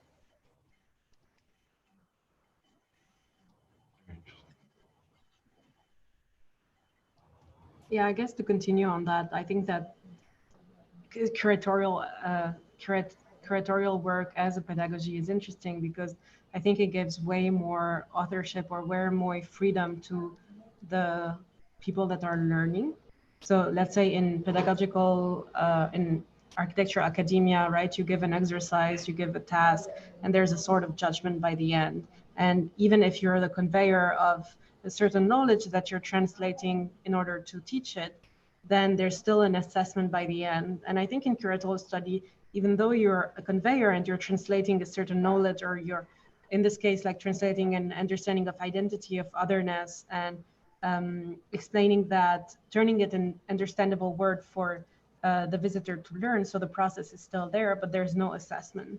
So I guess it gives more freedom to the students or to the visitors to understand their own way, or to have more interpretation, and for them to engage as much or as little as they want with what you want to teach them. And I guess this is where I'm interested, like how much, like, where do you see yourself on the scale of, because for me, pedagogy and curatorial are very different in that sense. There's an assessment. So are you saying that I'm against, or I would re-question assessment and the result of pedagogy, or are you proposing curatorial as a pedagogy? I guess, like, I just wonder what your point of view is on that. For me, it's more like curatorial project is the way that you gave a lot of liberty to the students to do whatever they want. I mean, they want to practice whatever they want, and then you understand something from them, which is more like, and then you like produce a statement, and then from that statement, people learn another narrative from that artworks. For me, it's a more like a two-sided pedagogical way. Like, you learn from the artist, I learn from the artist, and then I'm gonna teach what is the, I mean, I'm bringing some narrative to that artworks, which gave them another layer to help to understand the artist's work. Because I think the contemporary art is a little, even for us as like a professional architect and professional artist, it's hard to understand to somehow. Even if you are like a historian, you should like, we struggle to understand the contemporary art, and this is a kind of thing that we try to understand. So another thing is this for me. I mean, Roshak, if I may interject now regarding the question of pedagogy and what are we trying to learn from this exhibition? First of all, thank you for the beautiful presentation and the selection of the artists, fascinating work. But I just wanted to tell you that I think that you need to probably, in the future expansion of this project, you need to rephrase the primary question, okay? Because first of all, you have brought a group of women artists together, and surprisingly, there's nothing about women or feminism or femininity about this project. There's nothing about gender. So the question is, why do we have to look at women's work only? Where are the men here? And especially this is important because, as you know, calligraphy has always been a very male-dominated kind of craft in the Persian tradition. And specifically in the modern period, when painters decide to bring calligraphy into their artwork, they're all men. Rarely do women artists do that. So if you want to craft a question based on the issue of gender, so we need to make sure that the question is crafted well and that the artists are chosen based on this question of feminism or women or the place of women in calligraphic writing. But because of your background in architecture and sculpture, I see another value in this project. And I think maybe in the future you want to highlight that instead of highlighting gender or even immigration. Just a little footnote here on immigration. I think that if you look at the work of contemporary artists in Iran right now, surprisingly, they use less calligraphy in their work compared to artists who work in diaspora. Why? Because there's a market, there's a niche for artists in diaspora to sell their works as Iranians, as Muslims, as people who are coming from the Middle East, from a very specific geographic part of the world. So there is a market for that. So while, you know, with all due respect to Mariam and all the other artists, this question of the market we cannot ignore, even though it may not be like, you know, the priority for the artist herself, but it's always in the background. So going back to the concept of you being a sculptor and an architect with the amazing background that you have and the amazing education that you have received at SCI-Arc as a home to experimental architecture, really one of the prominent schools that does that with architecture, I would like to encourage you to pursue the question of affect in relation to calligraphy. And that's the ways in which the human body and human emotions are involved with the concept of calligraphic writing, whether it's on an object or it's in architecture. And interestingly enough, I saw in all of the artists that you showed us, I saw this situation, the situation wherein the understanding and the appreciation of the work of art requires the bodily movements of humans in order to understand the artwork. Even if it's two-dimensional, we noticed that the writing was written in different directions. So basically you have to move your head, you have to walk around the work, you have to move your body in order to understand that. And I think this has always been a very, very prominent thing in Islamic artistic traditions. For example, in the 9th century, in Central Asia, they used to write in their bowls, the Samanid bowls, many of which you have presented in your PowerPoint presentation. So what was the function of these Samanid bowls? The writings on the rim of these bowls says things like, you know, knowledge is better than wealth and things of that nature. So why would you need a writing like that on the rim of a bowl? Because this was written on plates that were served to guests of the emirs and the royals. And after they finished their dinner, they were supposed to discuss the content of their bowls. So there is a function associated with these writings. They're not about, you know, crediting the creator of the work or praising Allah or anything of that nature. Many of them are actually not religious writings. They're supposed to be part of everyday life, as part of education of the everyday life, particularly the elites. And so it's very, very important to pay attention to the question of affect in the future expansion of your exhibition. And I just give you one last example before I finish my comments, and that's the use of calligraphic writing and poetry in contemporary Iranian life.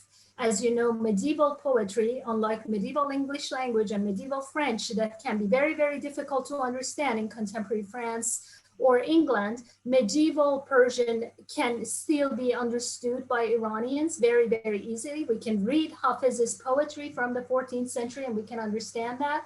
And Hafiz reading, the reading of medieval poetry has a strong place in Iranians' everyday life because, they read the book on different occasions, they get together and they interpret the poetry.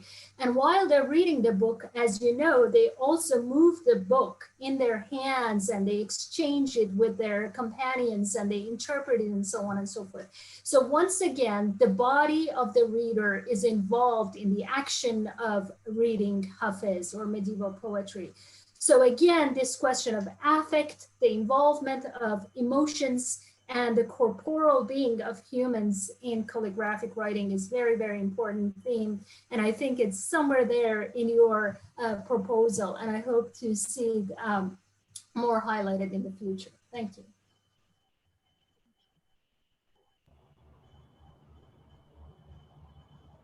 I'm caught by a couple of Pamela's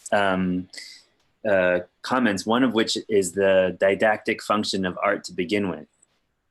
That the elites, and to think about the elites of the emirs reading their bowls, or the visitors reading their bowls, to me, replacing the visitor to this kind of a feast with, let's say, a North American gallery visitor is a very weird kind of class elision, right? Because I don't think that somebody who goes to visit art today identifies in the same way in proximity to power as somebody reading out of the bowl of an emir.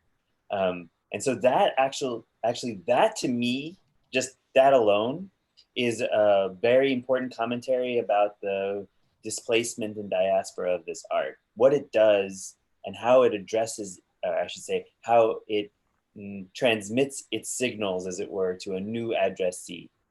It's an interesting, that the artists themselves incorporate an old traditional form of didacticism, almost also, I would say, erodes the power of the curator, right? Because they're in charge of the content of their work in a way that, say, a Jackson Pollock or Mark Rothko wouldn't be if they were put in proximity in an abstract expressionist art show, which they were very much aware of in their formulation of their own program. So like, I think that one of the difficulties is to talk about the didacticism of the work.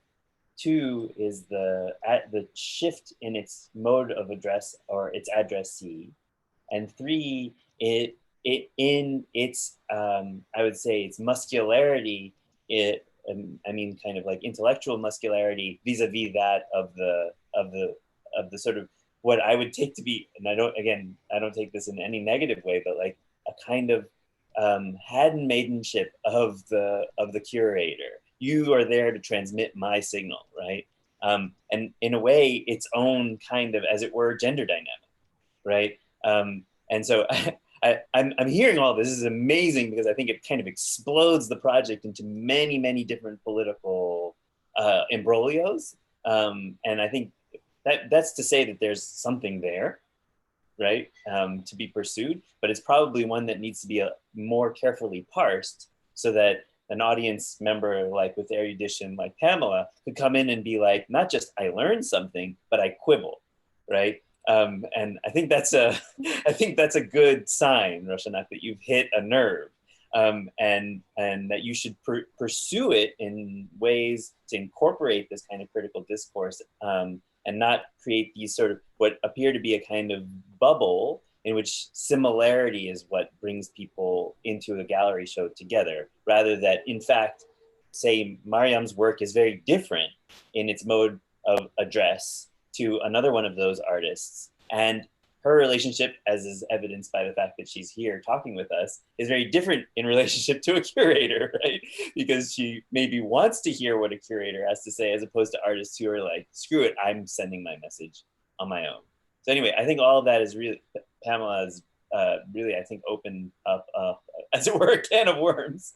Yeah, it was fantastic, actually, to get that, yeah. Thank you, Pamela, Michael, and also the other guest here, Marceline, for talking about this project. Roshanai, I think your project is great, and I like the idea of calligraphy and Farsi alphabet, and also the artist that has worked on this subject. It's very interesting because I'm curator, and I come from the family that all of them were calligrapher. So, and it was an interesting part is, of course, Iranian calligrapher, like other countries, most of the men, you know, they were well known in the country and culture that they are the artist or calligrapher. But what I've seen in my family is even women, you know, they work as a calligrapher, because calligraphy in Iranian culture is not just a kind of intellectual work.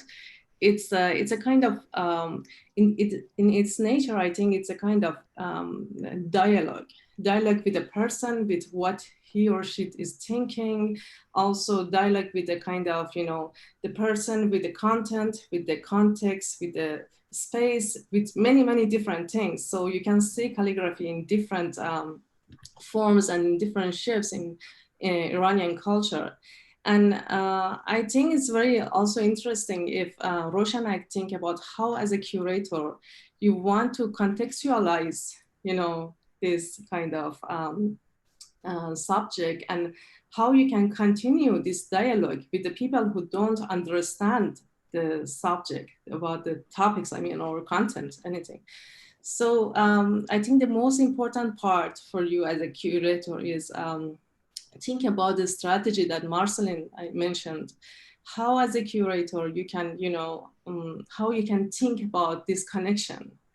If you have a question about like a kind of how the artists, why the artists brought this kind of identical forms to the other countries, maybe it's one question is a very good question, but how you can make connection, you know, because of course educational terms in curatorial is a kind of important subject, that why we should educate people and why they should know about these artists and their cultures. But also, I think, as Michael mentioned, it is also important that how we can respect to the nature of Iranian calligraphy that is being public, you know, and continuing and mobilizing the kind of ideas and, you know, thinking. And yeah, just this, and thank you, Roshanek, for this great project. But I think it's good to know, I think you are in the step of preparing the proposal. And the next step maybe is, you know, preparing your strategy for this kind of exhibition.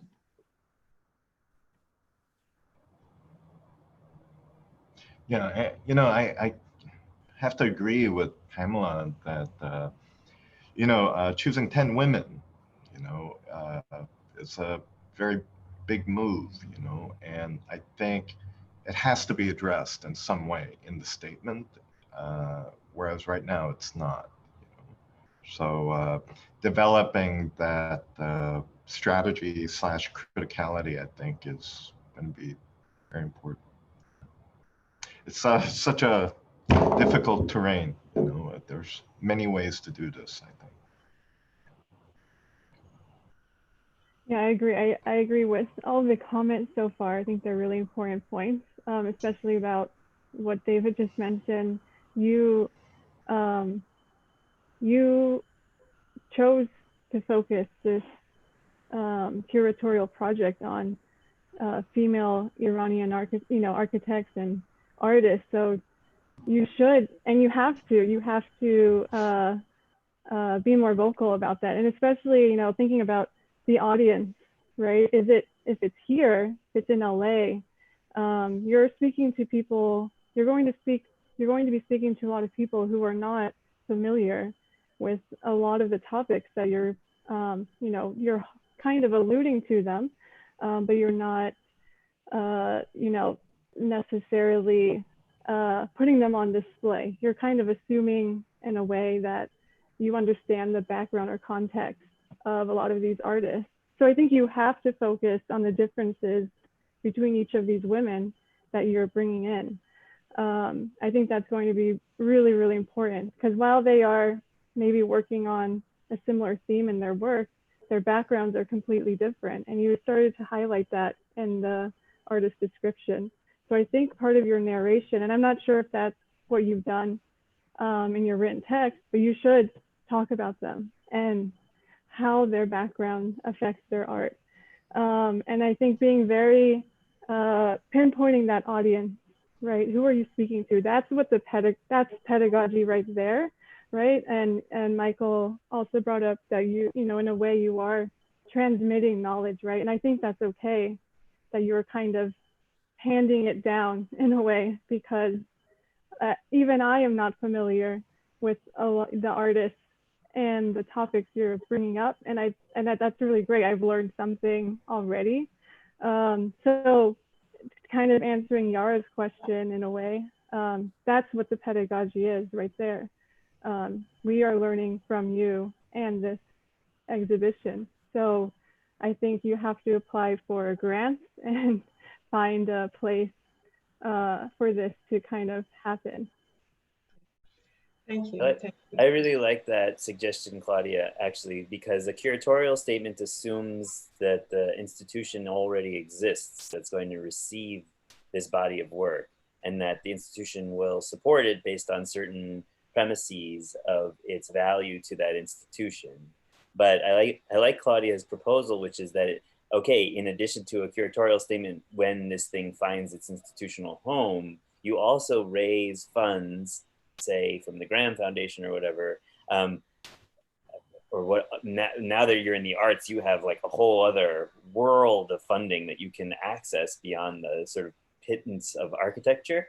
But you could begin to formulate this not only as a institution, through an institutional form, but as something that has, let's say, a public mission.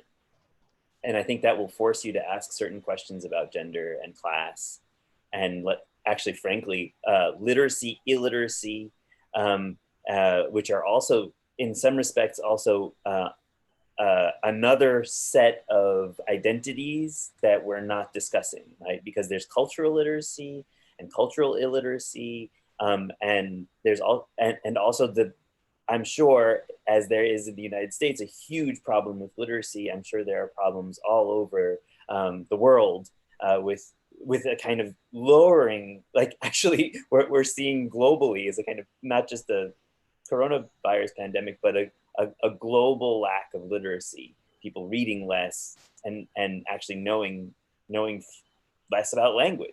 And maybe that means we're replacing that form of literacy with another form of literacy, and then that's a cultural commentary all its own.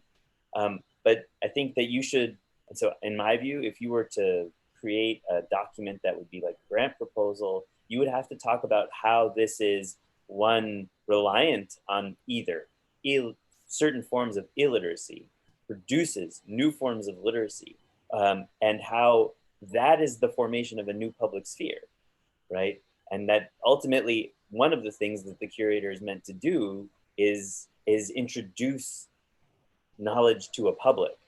In some respects, you know, I teach in a public university, and we have two, what they call public, or four public units: the Hammer, the Fowler, the Center for the Arts and Performance, and that's one.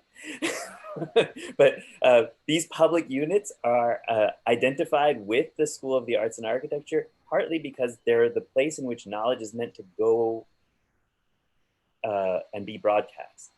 And so those old formats, whether it was a stage or, I mean, you could imagine that there would be a public unit around broadcasting in radio, and I think you could make an argument that theater, film, and television has that obligation, which is, how do you transmit knowledge out into a broader, say, illiterate world?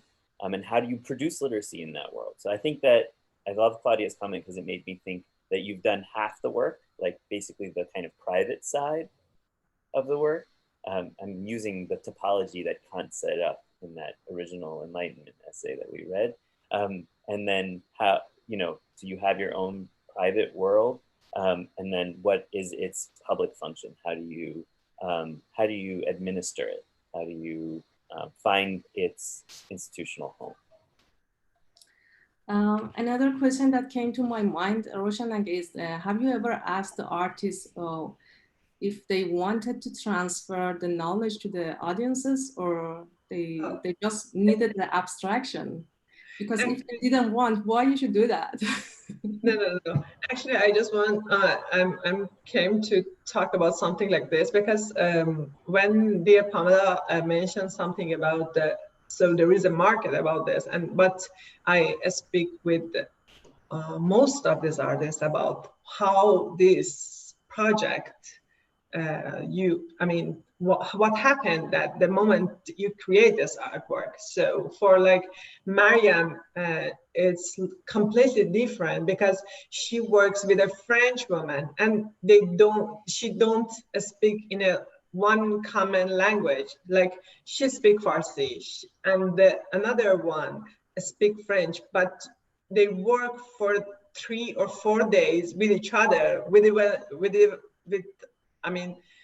even a real connection between them, but they work with each other and they could communicate with each other without any words.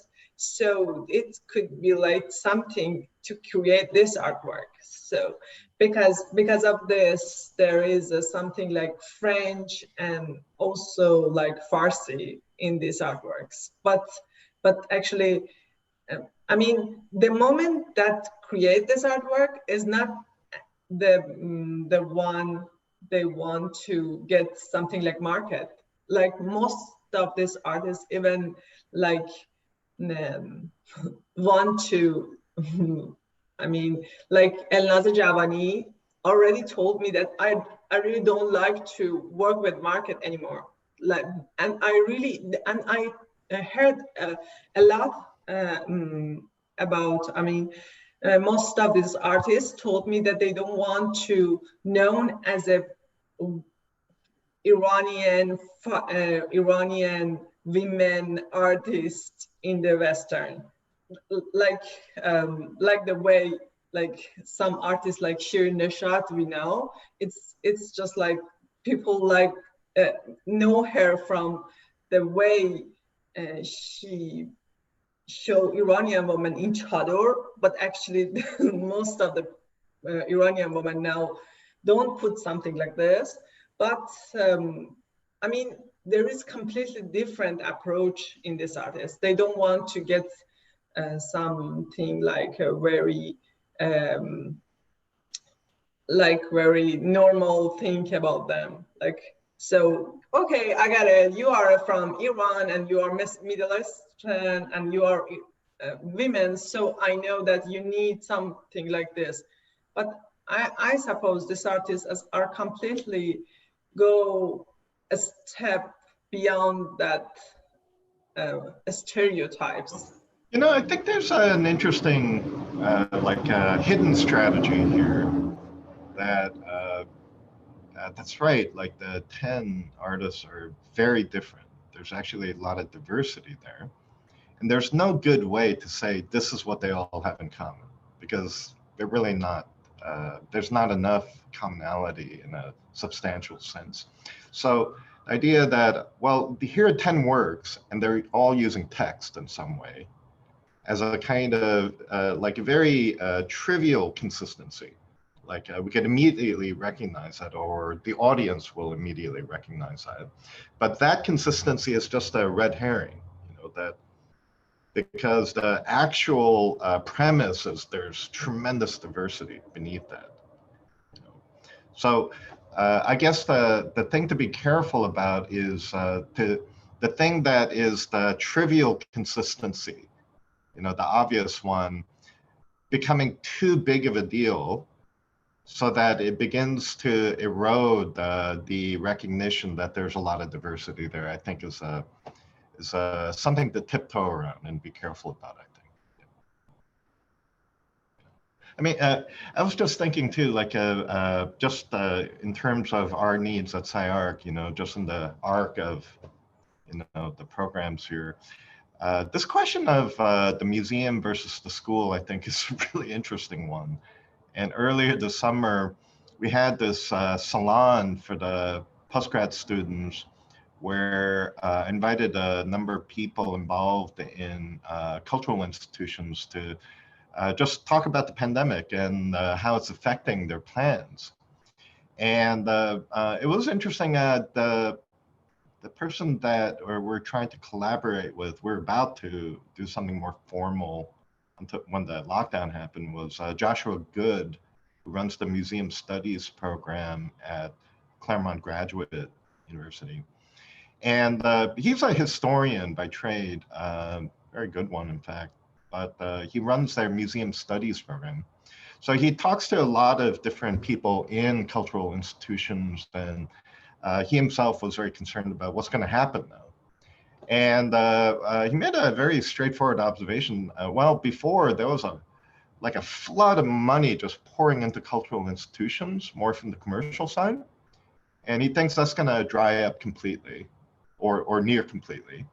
And government funding is going to become more important. So a lot of cultural institutions are going to go away because funding is going to dry up. But then the ones that do remain, I think, are going to have greater interest in this question of its function for the public than it did over the past 20 years, when there was this unbelievable amount of capital just rushing into places like MoMA. You know, so I mean, one thing that always struck me was a number of years ago, Museum of Modern Art put on a show about Japanese contemporary architecture and mapped like this constellation with Toyo Ito at the center, you know, as the sun. I thought that's kind of a weird show, you know. It just seemed to come out of nowhere. I didn't see any particular reason why they would suddenly focus on that as a topic at that moment. And then on the way out, just out of curiosity, I looked at the sponsors, and then it became quite clear it was funded by a lot of Japanese corporations and construction companies, and it's like, oh, okay, you know. So that's a kind of thing we've seen a lot of in the past 10 years, 15 years, maybe even 20 years. And I think I think it's an interesting opportunity for a program like this to consider maybe a different opportunity for those with educational missions or theoretical missions, public interests, to think about curation, you know, in a way where I thought, like, I don't know if that's the best way to go, you know, like 5 years ago, I don't think I would have thought that.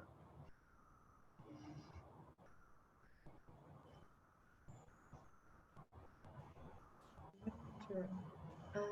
I suppose that I want to just thank you from my classmate Emiliano, Emil, Mohammed, which are here, and I really like to know if they have also comment. I really like to hear, and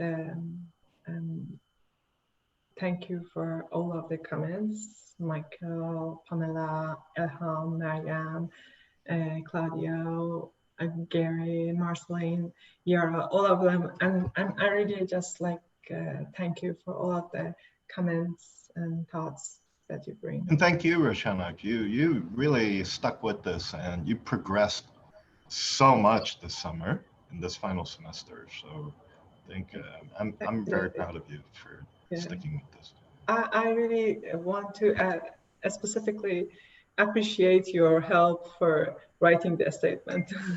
I mean, because I have a lot of problem with the language. Well, I mean, all I was doing was helping you to edit. I mean, in the end, these are your intuitions and your thoughts.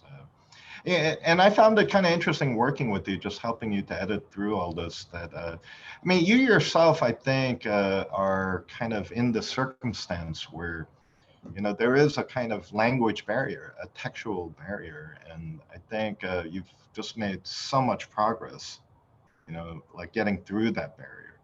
You know, a lot more work still to be done, you know, but in the end, I think,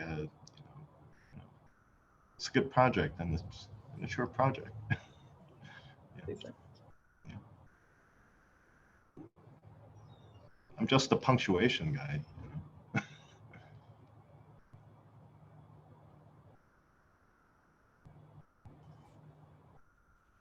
Well, Roshanak's inviting you guys to comment. Those of you in the program, you're free to do so. Do you hear me? Yes. Yeah, okay. Congratulations, Roshanak. I really appreciate all the things that you went through, and I really appreciate the idea of to do this kind of curatorial project. I also believe that the ways in which you handle the research and you put all the efforts in get the narrative and discourse of each of the artists. I really believe it's an incredible project for you. And at the beginning, I was like always like concerned about the outbound. And right now, when you saw the project in full scope, is unbelievable. And congratulations. That's I wanted to say that. Yeah, I want to join Emiliano's comments. I really appreciate, because for me, your the whole semester project was for me a vehicle to learn like deeply about another culture. And then it's also like a way to understand each other. So we also, like with Roshanak, we also talk a lot about our cultures, but how this was a pedagogical vehicle to drive the conversation for me was amazing, and I really learned a lot, and I really enjoyed the project. And I was really confident that you will deliver this beautiful project. Thank you. I mean, it should be mentioned. So Soledad's from Argentina. Emiliano is also from Argentina, coincidentally. Emil is from Denmark, and Mohammed is from Egypt. And of course, Roshanak is from Iran. So the program this year is itself a diaspora. So it's interesting. I mean, it's a sign of the times.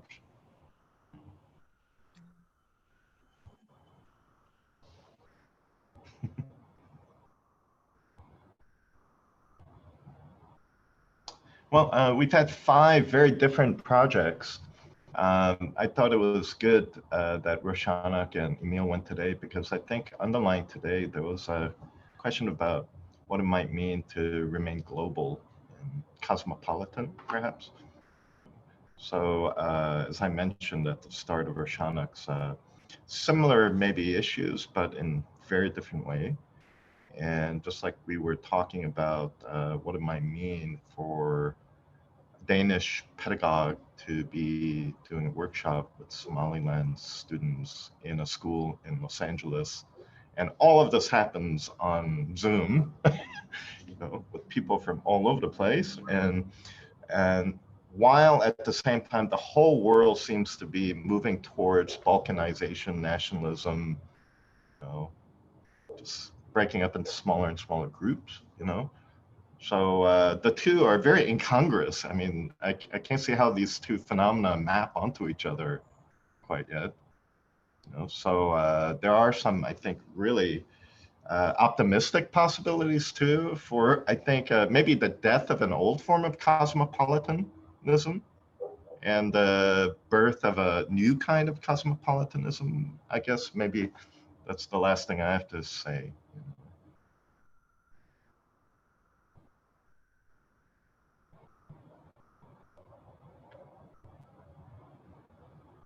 Marceline, you want to bring this home and close the show for us today? Okay. Since my job is now done as the summer instructor.